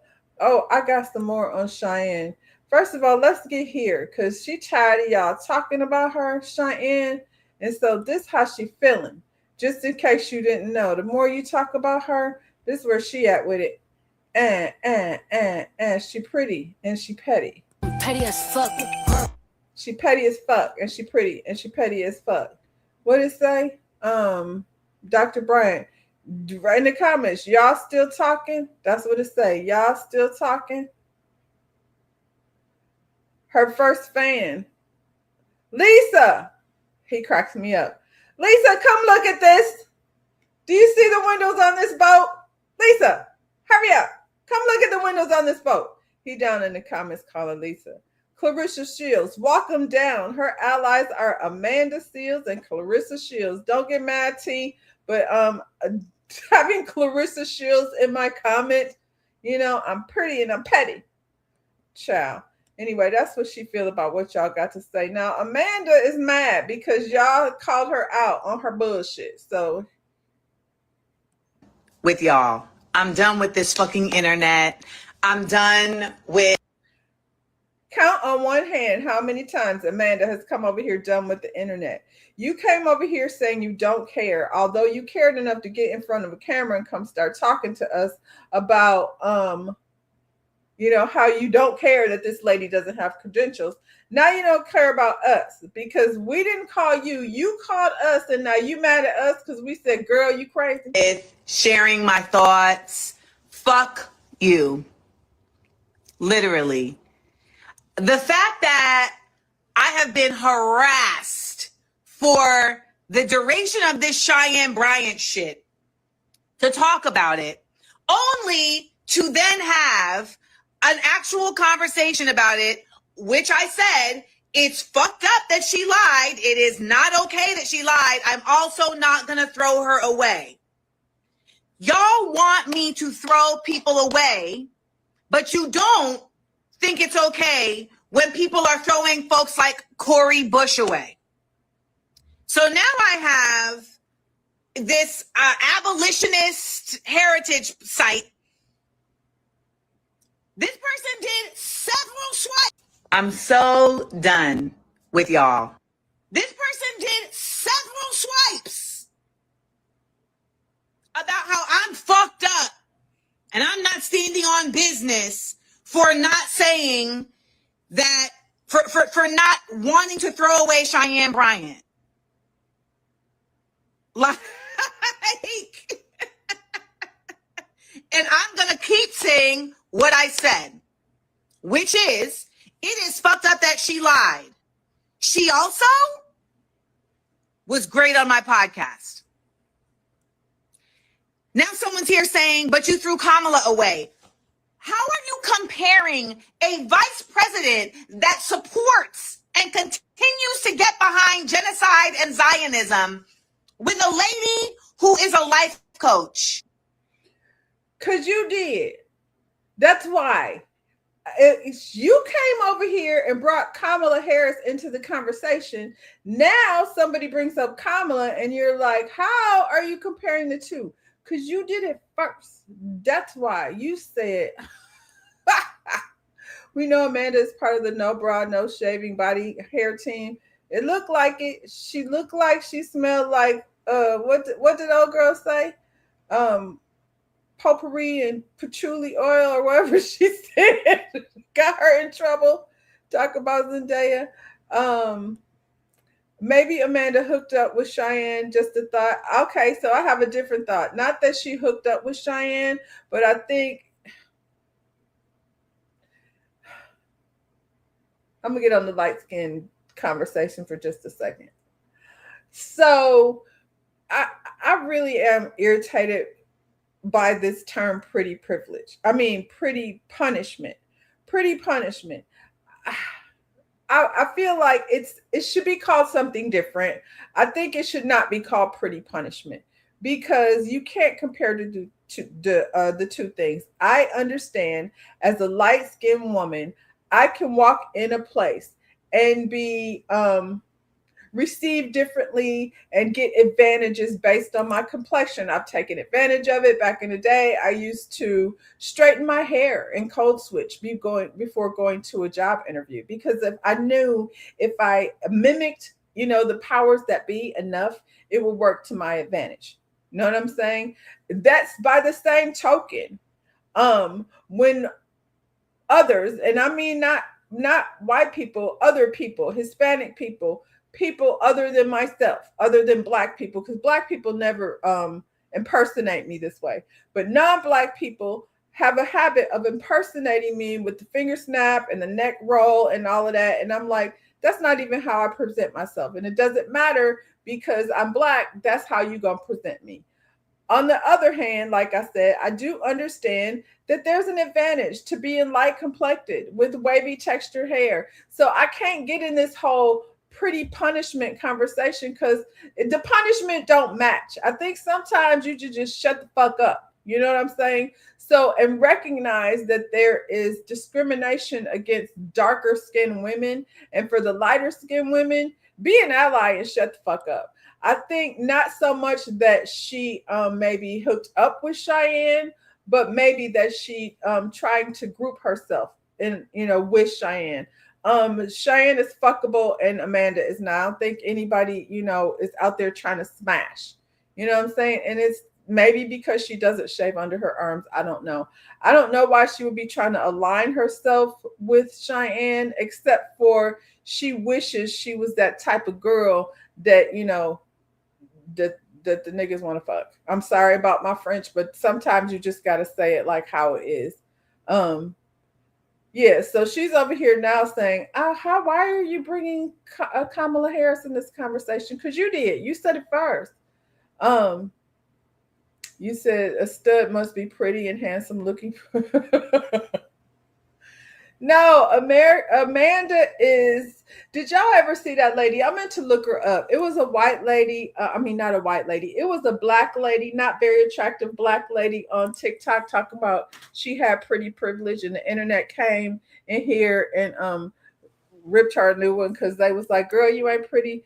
Just because you light skinned don't mean you're pretty." I think Amanda Seales is all right. I don't think she's necessarily a pretty girl. And so, maybe that's her problem. She wants to align herself with Cheyenne because Cheyenne is pretty to whatever, traditional beauty standards are. Why would she compare her to Cori Bush? Why does she do a lot of things? I think Amanda's definitely living in her own delusion. Anyway, I'm going to let this lady finish. How? And someone said, take a social media break. Here's the thing. I don't need a social media break. Y'all need a social media break. This person did several swipes about how I'm fucked up and I'm not standing on business for not saying that, for not wanting to throw away Cheyenne Bryant. Like, and I'm going to keep saying what I said, which is, it is fucked up that she lied. She also was great on my podcast. Now someone's here saying, but you threw Kamala away. Because when I'm in the world, I don't have these issues. I literally just left Ohio yesterday. Yes, you do. Yeah, you do have these issues because we've seen you on many occasions. You showed up to a party that you weren't invited to. You cried about how the people wouldn't let you in. Everywhere you go, somebody don't like you. You went to the school and told the teacher she was wrong and the teacher didn't like you. You do show up in the world that way, Amanda. And I don't know if it's because you're on the spectrum because you didn't go to a real doctor to find out. And had a beautiful time with the folks at the Black Expo. A great time. It's y'all that are stuck here in this social media. She had a great time. I'm going to stop interrupting her, but she had a great time at the Black Expo because a lot of times people want to align themselves with celebrity. It's because you're a celebrity. And they were like, ooh, it's Amanda Seales. Allegedly. I don't know. I wasn't there. Media nonsense that are just turning over constant opinions that are not based in actual fact, but are presented as if they're the only option. The fact is, we ain't seen no credentials from this lady. And she lied, and you say you don't care. Y'all need a break. Because when I'm in the world, I don't have... Why are you all so obsessed about... Whew, I can't with Amanda. She don't even make sense. She's talking out of both sides of her neck. Amanda is like Mike Maluka from LIB, Love is Blind, Poland. Oh, girl, you gotta get El Cid. You better ask El Cid I don't know about Love is Blind Poland. She talked about the party almost as long as Monique talked about Oprah. Ugh, golly. Just obsessed, but then gonna come over here and say we need to take a break. We're here because you came first. Wasn't nobody like, wonder what Amanda Seales thinks about Cheyenne Bryant. I never would have thought this, but yeah, some is wrong with her, for her to like I said, die on this floor. So Cheyenne Bryant lies a lot. Like she's lying about so many things. Let's start here because there's the lady stay lying. Let's start here. So her book was released.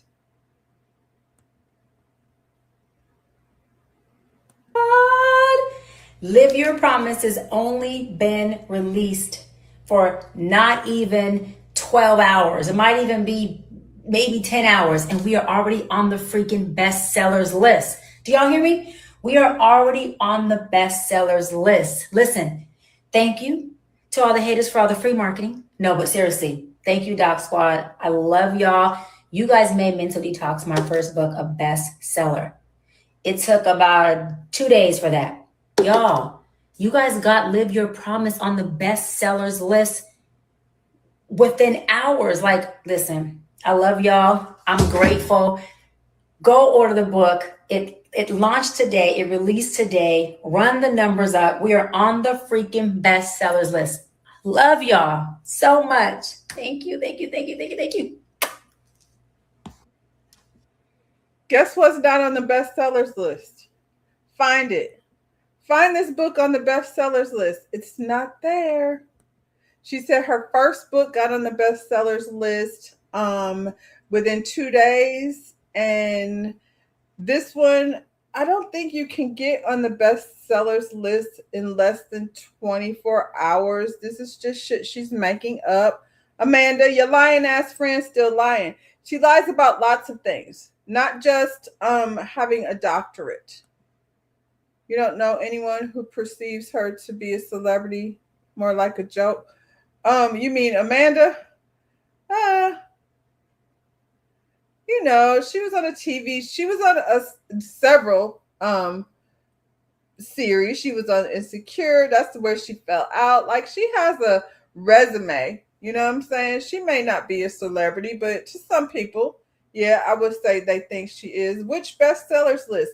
High Vibe, that was my question. That's what I'm saying. Find it. Which bestsellers list is she talking about? Either one of them books. But this is what the lady do. She lies. That's what she does. So, you get on TikTok and you key in Dr. Cheyenne Bryant, and what you find is a litany. Lies and lies and lies and more lies. So I was over here on TikTok. At this point, Brian is a Joker character. Okay, so like I said, I was over here on TikTok. This ain't the only. Her book is a bestseller, according to her. We ain't seen it. She's a doctor, with no degrees, possibly not even a high school diploma. We ain't seen that either. I'm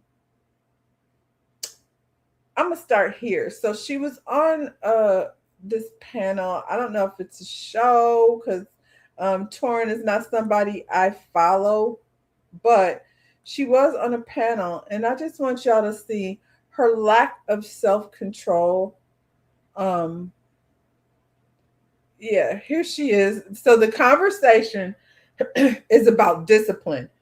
And so not only is she a doctor, she's a doctor who thinks that the kids need their ass beat, I guess.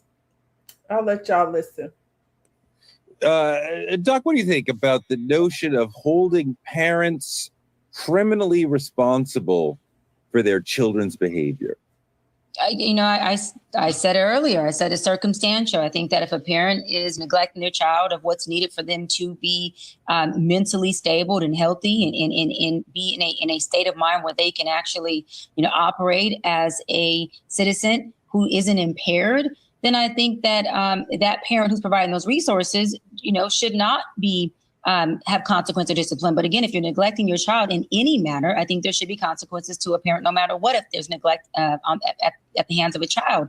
But y'all know how I feel. I feel gentle parenting makes for a child. I think that there are rules and in their structure, and there's a thing called boundaries, and boundaries have been proven to create healthy relationships, not just between people, but for that person within themselves. And if we raise kids with no boundaries and no structure and discipline, they go out into the world and they don't understand that, and they end up being in battles, and they end up actually having a lot of issues with law enforcement. They end up being the child that's disruptive in school and class because they don't understand that the world doesn't revolve around them. There's a big world that they are able to participate in, but they cannot be the center of attention to everything. And so I'll end on saying that what I do agree with is that every child is different, and that every child may not necessarily need the same level of discipline, but every child does need structure and discipline in order for that child to grow up and be an adult who understands that this is the law of the land, this is how life works. And successful people, not just only externally, but internally, what they do carry at the nucleus of who they are is discipline and boundaries. If gentle parenting creates gentle children, sign me up. I definitely want to create more gentle adults, especially men. Hold on, everybody, especially men. You are My God, you are are you a kidding? very, Hold on, guys. That's what we need in the world is more gentle men who understand. Ray, you're very gentle, and it comes at an angle that doesn't always work for people. Let's just stop and go back. Because I'm wrapping the show and you're interrupting me. First of all, this is what we spent a whole meeting on this. First of all, Teray, why don't you let me wrap the show? I'm ending the show. Look at the other two people on the panel. They're like, so what do we do? Should we click off? First of all, Teray, first of all, we're getting out of here. Teray, like, what is the point? Teray, what is the point? It says go to host fucking voice when you're talking to me. Lower your fucking voice when you're talking to me, because you're acting very, very gentle, very soft, and very feminine. And this is the problem. Teray, you talk to your wife like that. You don't talk to me like that. I am not your wife. You don't talk to me like that. I'm not your wife, gentle. I'm not your wife, Softy. Don't talk to me like that. You talk to your wife like that, not me. Teray, talk to your wife like that. Do not talk to me like that. That is not how you That is not how you professionally approach me. Don't fucking talk to me like that. Check. Frank and Ariva, I apologize. The producer had to step in and say sorry. That's embarrassing. Check yourself. You don't talk to me like that. Hold on, Doc. Wife like that. Doc, hold on. Shut the fuck up talking to me like that. That's what you do. That's what you do. You better tap into your gentleness and real quick.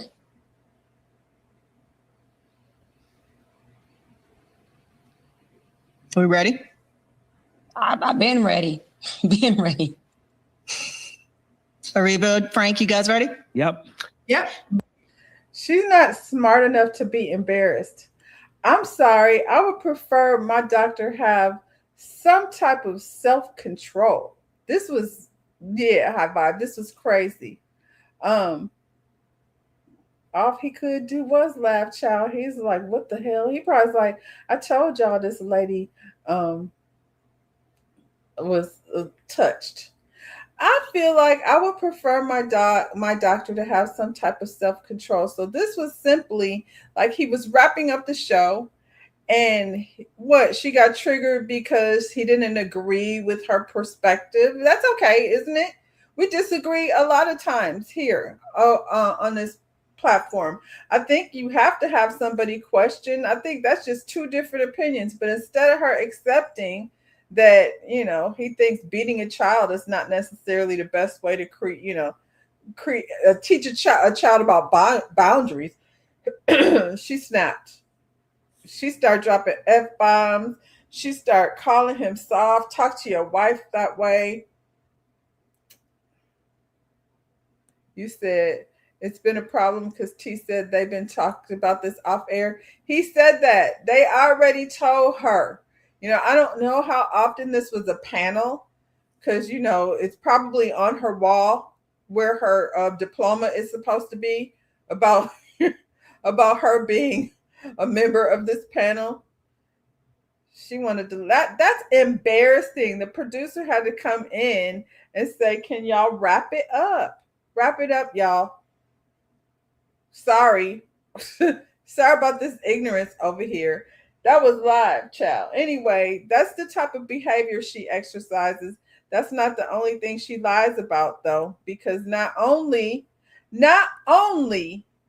was she a PhD, a doctor of all the things that she's a doctor of, she also ran for mayor of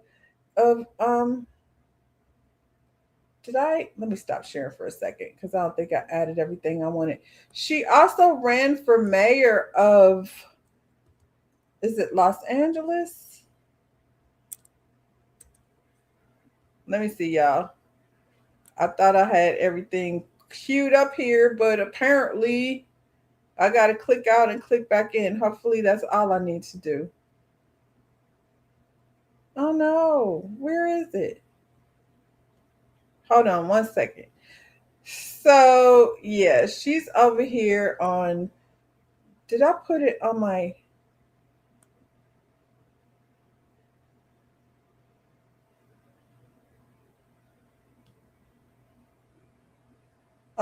phone? Let me see. Dr. Bryant Mayer.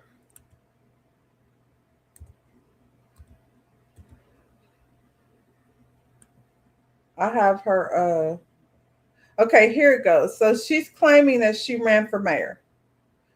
Let me go ahead and share it over here. Mr. Sophie is a good man. Have Mr. Softy.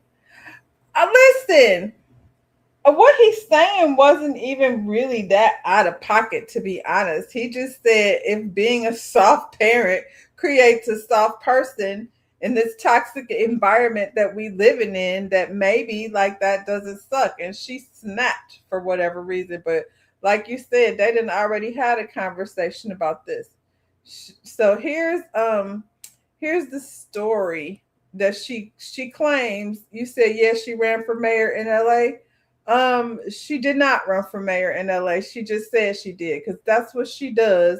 She says she does stuff that she doesn't actually do. So this is her talking about her mayoral. This was Los Angeles. I was running for LA mayor. And then I seen our mayor, Karen Bass, come in as a candidate. And she was running against a white male, a Republican, and it was neck to neck. And I knew that had I stayed in the race, neither one of us would have ran, because two black people will split the vote. Yeah. So what I'm saying, right, Mark? So what I'm saying is, I pulled out so that Karen could win. Right. And she barely won, like Mark is saying. I'm talking about by a needle. Right. Had I even took 200 of her votes, then she wouldn't have won. So I think that Cornell needs to pull back if we want Kamala to win, because he's going to take her votes. He's still black. So 12. That's how many people actually qualified for the 2022 LA mayoral ballot. 27 filed paperwork to even try to run, and Ms. Cheyenne Bryant was not one of them. I'm Tanya McKenzie, chair of the LA County Commissioner on Alcohol and Other Drugs, and I keep getting asked if Ms. Cheyenne Bryant ran for mayor of LA. And the answer is no. She campaigned, but there's a difference. Let me explain. There was a website. It's actually still up.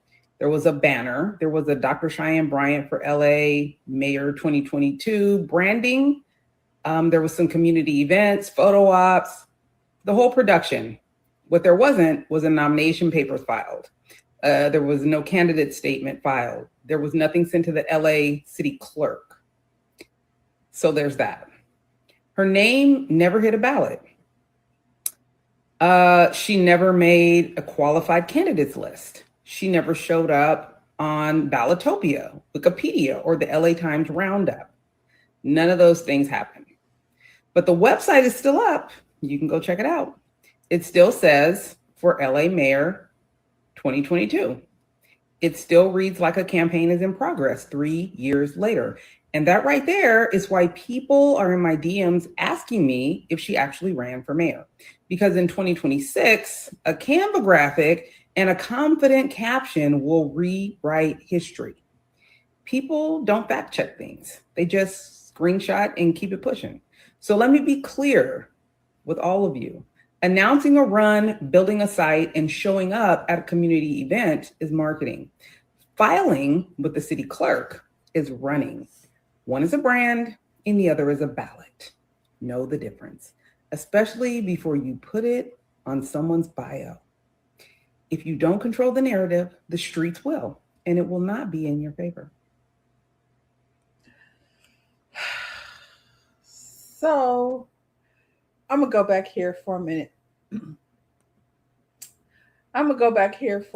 Because this lady, this is an issue. This is like a real, like, mental health issue. If you want to be trusted, just be honest. She makes up things like went through the whole trouble of filing paperwork for branding and for a website. So here's the website, because like the lady said, it's absolutely still there. You can go and see it for yourself. I went through the trouble of pulling it up for you so you can see. Dr. Cheyenne Bryant for LA Mayor 2022. This is the home. Endorsements. Who endorsements? Elected officials. Oh, she just, okay. President of LBUSD Board of Education, Emeritus, appointed by President Obama, Chair, Council of Great City Schools, Dr. Felton Williams. These are who elected officials who endorsed her, allegedly, like she wrote their names there. Vallejo Council Member Hakeem Brown, California State Democratic Delegate Janet Foster, Judge Joe Brown. I don't want Judge Joe Brown's names on anything I'm doing. Yeah, she's allegedly been endorsed by these people. I would beg to differ. This organization is currently ineligible to receive donations, so she can't get no donations, child. But I wonder if she did, though, because when you go to the home page, you know, while she was running, you could definitely donate $25, $50, $100, $500, $800, or other. You could donate money to her campaign. I bet you there's people that donated money. But yeah, here she is, Dr. Cheyenne for LA Mayor. Unfortunately, it's just another thing that she actually didn't do, Amanda. She lies about lots of things. She was not the mayor. They cannot endorse someone not on a ballot. So then, you know, they were, I guess, fine with her putting their name there, or didn't know that she put it there. Cheyenne wants us to feel important. I'm gonna go a step farther. I think Cheyenne has some type of mental health issue. You know, she's delusional. She's down with the Dr. Umar donations. She need to get in her car and say things 3 times in a row, or sit there in a bikini, you know, and be like, I'm a petty bitch.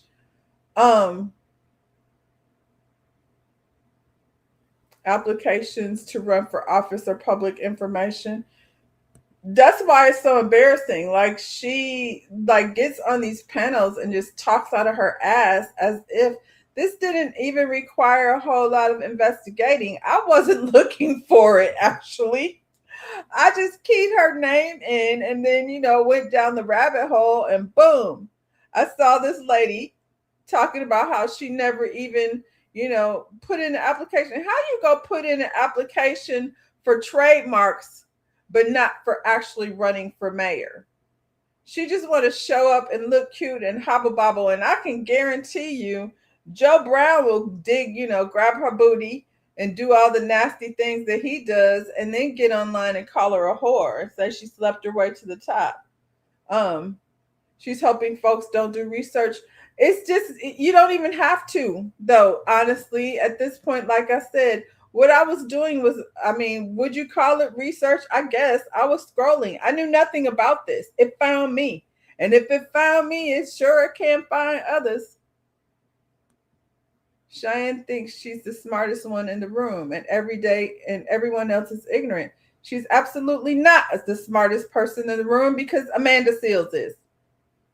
And so, you know, if they can't be in the same room together and both of them be the smartest in the room, that's what's so damn annoying about Amanda, because she stays somewhere, you know, telling people they're stupid. Well, you know what? Cheyenne doesn't care. Cheyenne doesn't care because she's petty and pretty, and she's pretty and petty. And so, you know, you don't like it, get over yourself. And you can sit here and look at her sitting on her boat in a bikini. Pretty and petty, petty and pretty, pretty and petty. Number one selling bestsellers list. Find it. I can't find it. It don't matter because I got a bikini on. It's like a distraction. That's how she uses her distraction, I guess. It works on some people. Guess who has a doctorate, y'all? She don't. Chris Brown do. It's honorary. Congratulations. Chris Brown has received a Doctor of Philosophy, PhD in Visual and Performing Arts from Harvard University. I'm going to go ahead and give him that. Do you think he deserves it? Visual and Performing Arts? I would say yes. Did he study for it? No. Is it real? No. Can he call himself doctor? I guess honorary. Chris Brown received an honorary degree from Harvard Christian University. The praise honors cause translates for, what does it translates for? Translates to for the sake of honor. I mean, I suppose the way they handing out PhDs these days, I don't know if that's a good thing or a bad thing. I know he's the performer. The bar is low. Oh my God. I didn't want to say it, but high vibe, you did. Chris Brown has a PhD. That's where we at, y'all. This reminded me of something, and then I'm gonna get out of here. We've been here for a long time. This whole Cheyenne Bryant lying, I feel like Nature Boy, every time I say I want to talk about him no more, something else pops up. And every now and then, there's a crazy person that says something that makes sense. You know what I'm saying? Like Amanda makes sense sometime. I don't know. Cheyenne ain't never really made sense to me. I felt like, you know, she was entertaining. And this is the thing. Like, you can sit here and say she didn't harm anybody or anything like that, but she did lie. And that's harmful. I don't care how you say it. I don't know who's next, Diddy or Kanye. I'm gonna go with Kanye because he's the same kind of crazy. Every now and then Kanye makes sense. You know what I'm saying? He'll say something that, you know, makes sense to some extent. And so we were talking about Nature Boy, and I was just so baffled because I was like, you said, did Chris Brown graduate high school? Apparently you don't need to. I don't know. Does Cheyenne? Like I said, right now we looking for her high school diploma, because once you lie, everything that come out of your mouth sound like a lie. And, you know, we're going to need to prove it. We're going to need people. But with the whole Nature Boy thing, before I get out of here, I was so confused in watching the documentary, not so much on Hulu, but the, you know, 47 episode trilogy on YouTube. I was just waiting for this man to say something that made sense. And I'm like, what they're saying is not making sense. This dude is on the internet basically abusing people. Y'all been watching him for 3 years. I'm not sure what the appeal was, because I couldn't watch him for 3 years. Watching the documentary, his part was actually not the interesting part. It was always him spewing some nonsense. The interesting part to me was these kids that went to follow him. And I was like, why? I don't understand. He's not charismatic. And I was like, there has to be a reason. The thing that they're saying they're going for doesn't exist, like going to live with nature. It doesn't exist. So what is it that's attracting them? And I just happened to come across, because you know how things show up on your timeline once you start, showing interest in something. And I never thought I would get validation for what I was thinking from Jaguar Wright. So let Jaguar tell you the whole situation. I guess at some point she ran across this man. And anyway, she's going to tell you that she's talking to whoever behind this chair about Nature Boy being in prison.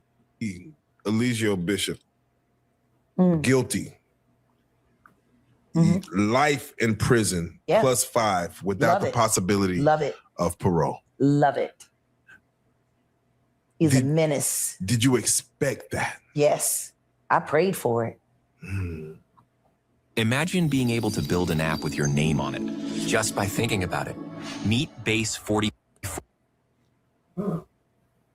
They offered him parole. I mean, they offered him 5 years. He's insane. He thinks he's God.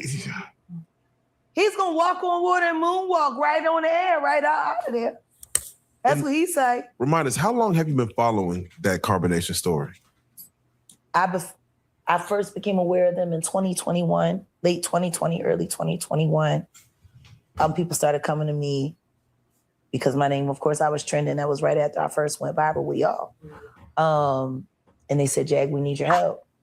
And I got in there, and Toke got in there with me. And this was still when I was still cool with the sex worker, the trash baby.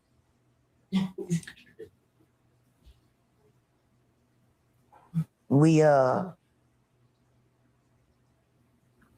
hunted that down. But even when I walked away, when I stepped away, when I took the 18-month hiatus, me and my husband, I was still tracking him the entire time.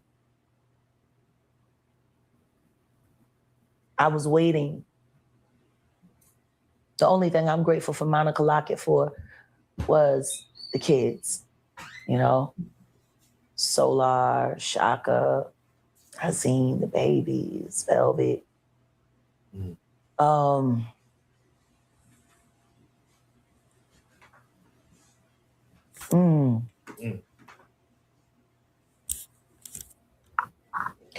Him going to jail, oh, that's great. That's wonderful. I hate the fact that these really brilliant young Black people raising their own families as they see fit are going to have this whack who folds over like a ham sandwich when a white man put his hands on him. You said, why are people listening to this woman? I think sometimes because there's some truth in the insanity a little bit, but for me, just this one little thing made sense as far as why the kids, and because he was substantially older than them, why they ended up in his cult. Because he, you ain't never seen his porno tape? Yeah. With the white man? We found that out when he folded him over like a Japanese hand sandwich, he's like, ah! Found that quick. We found out quick, I'm sorry. It's always the... Is that the way you saw that story ending? That him jail for life? Yes. To go to Africa, Jaguar Wright is absolutely cuckoo. But, like I said, sometimes there's a little bit like this is somebody that she's experienced in real life. But, sometimes there's a little bit of logic in it. Prayed for it. The judge. Second time, I prayed for it. Everything I pray for happens. The judge gave him the max because of his arrogance, because of his lack of Thank care. God. And I'm like, bravo. I knew it. He was going to be 3 guys to the last minute and probably offer his sacrament, which is his semen, for the judge so he could get his mind right. I knew he was going to say something crazy. He's Eligio. He's his own worst demon, basically. Like he got in his own way. Oh, no. He just reset the game. See, Society is getting a break, but it's not winning because he's about to take his Nature Boy show on the road in jail. And he's going to indoctrinate every last one of them motherfuckers that will give him any time and send them back out into the world to do his work. He ain't stopped. He just got a captive audience. And he ain't got no problem with sucking or taking dick. He gonna have plenty of disciples. I'm sure he's working on how to become the new Charles Manson right now.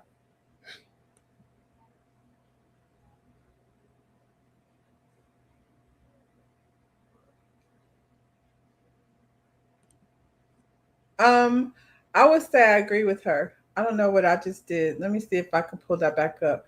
I would say I agree with her. Nature Boy is in there and he's going to recruit a whole nother, and that's more of what she was said. I don't want to play the whole thing. I'll put the link in the description box. So, you know, if you want to see what Jaguar is saying over here, for me, it was just validation that these kids went over here for a reason other than what they were saying. I felt like they wanted to be a part of something, and that's what it was. They wanted to be a part of something that was absolutely already there. You know what I'm saying? And, you know, maybe once they got over there, she was saying how, you know, their passports were taken away. And y'all are saying she's anti Kamala. I don't even know that the lady is registered to vote. Most of the time I see Jaguar talking, I don't stop. But this was related to Nature Boy. The kids went over there not to get one with Earths, but to be a part of something that was popular. They were over there making money. They went over there and handed this kid this man their passports, their credit cards. So they're in another country with no money, and then he switched up on them. So a lot of what people were seeing on carbonation or whatever the hell it is called, a lot of what people were seeing was very performative. And then, you know, the abuse came later, but now they're stuck in there. And I think addicted to, you know, what they consider fame. You know what I'm saying? I used to think she was credible until you saw that she wasn't. If you listen to her long enough, you realize that some of the facts is a lot of rumors and gossip. I've not really listened to her for a very long time, Jaguar. This, like I said, is just something that I came across and I was like, that makes sense. That's the only logical answer. These people were not trying to get off the grid and go live on the land. They were attracted to the attention. And once they got over there and in it, you know what I'm saying? Now that's when the abuse comes. Because you can see, I've watched enough hours of this Nature Boy documentary to know I haven't heard anything. Just like Cheyenne, they're so similar, Nature Boy and Cheyenne, in the way he's just not as attractive as she is. But they're so similar in the way they say things, and you're like, with any type of common sense, you're like, that don't even make sense. I don't know where it makes sense to go in the jungle with a bunch of men as a woman and do what besides become a sex slave, because that's what it was. It was a sex, you know, cult to some extent. I feel like you said you're sure she's not registered. She lives out of vans and motel rooms. A lot of people that aren't registered have a lot to say about politics.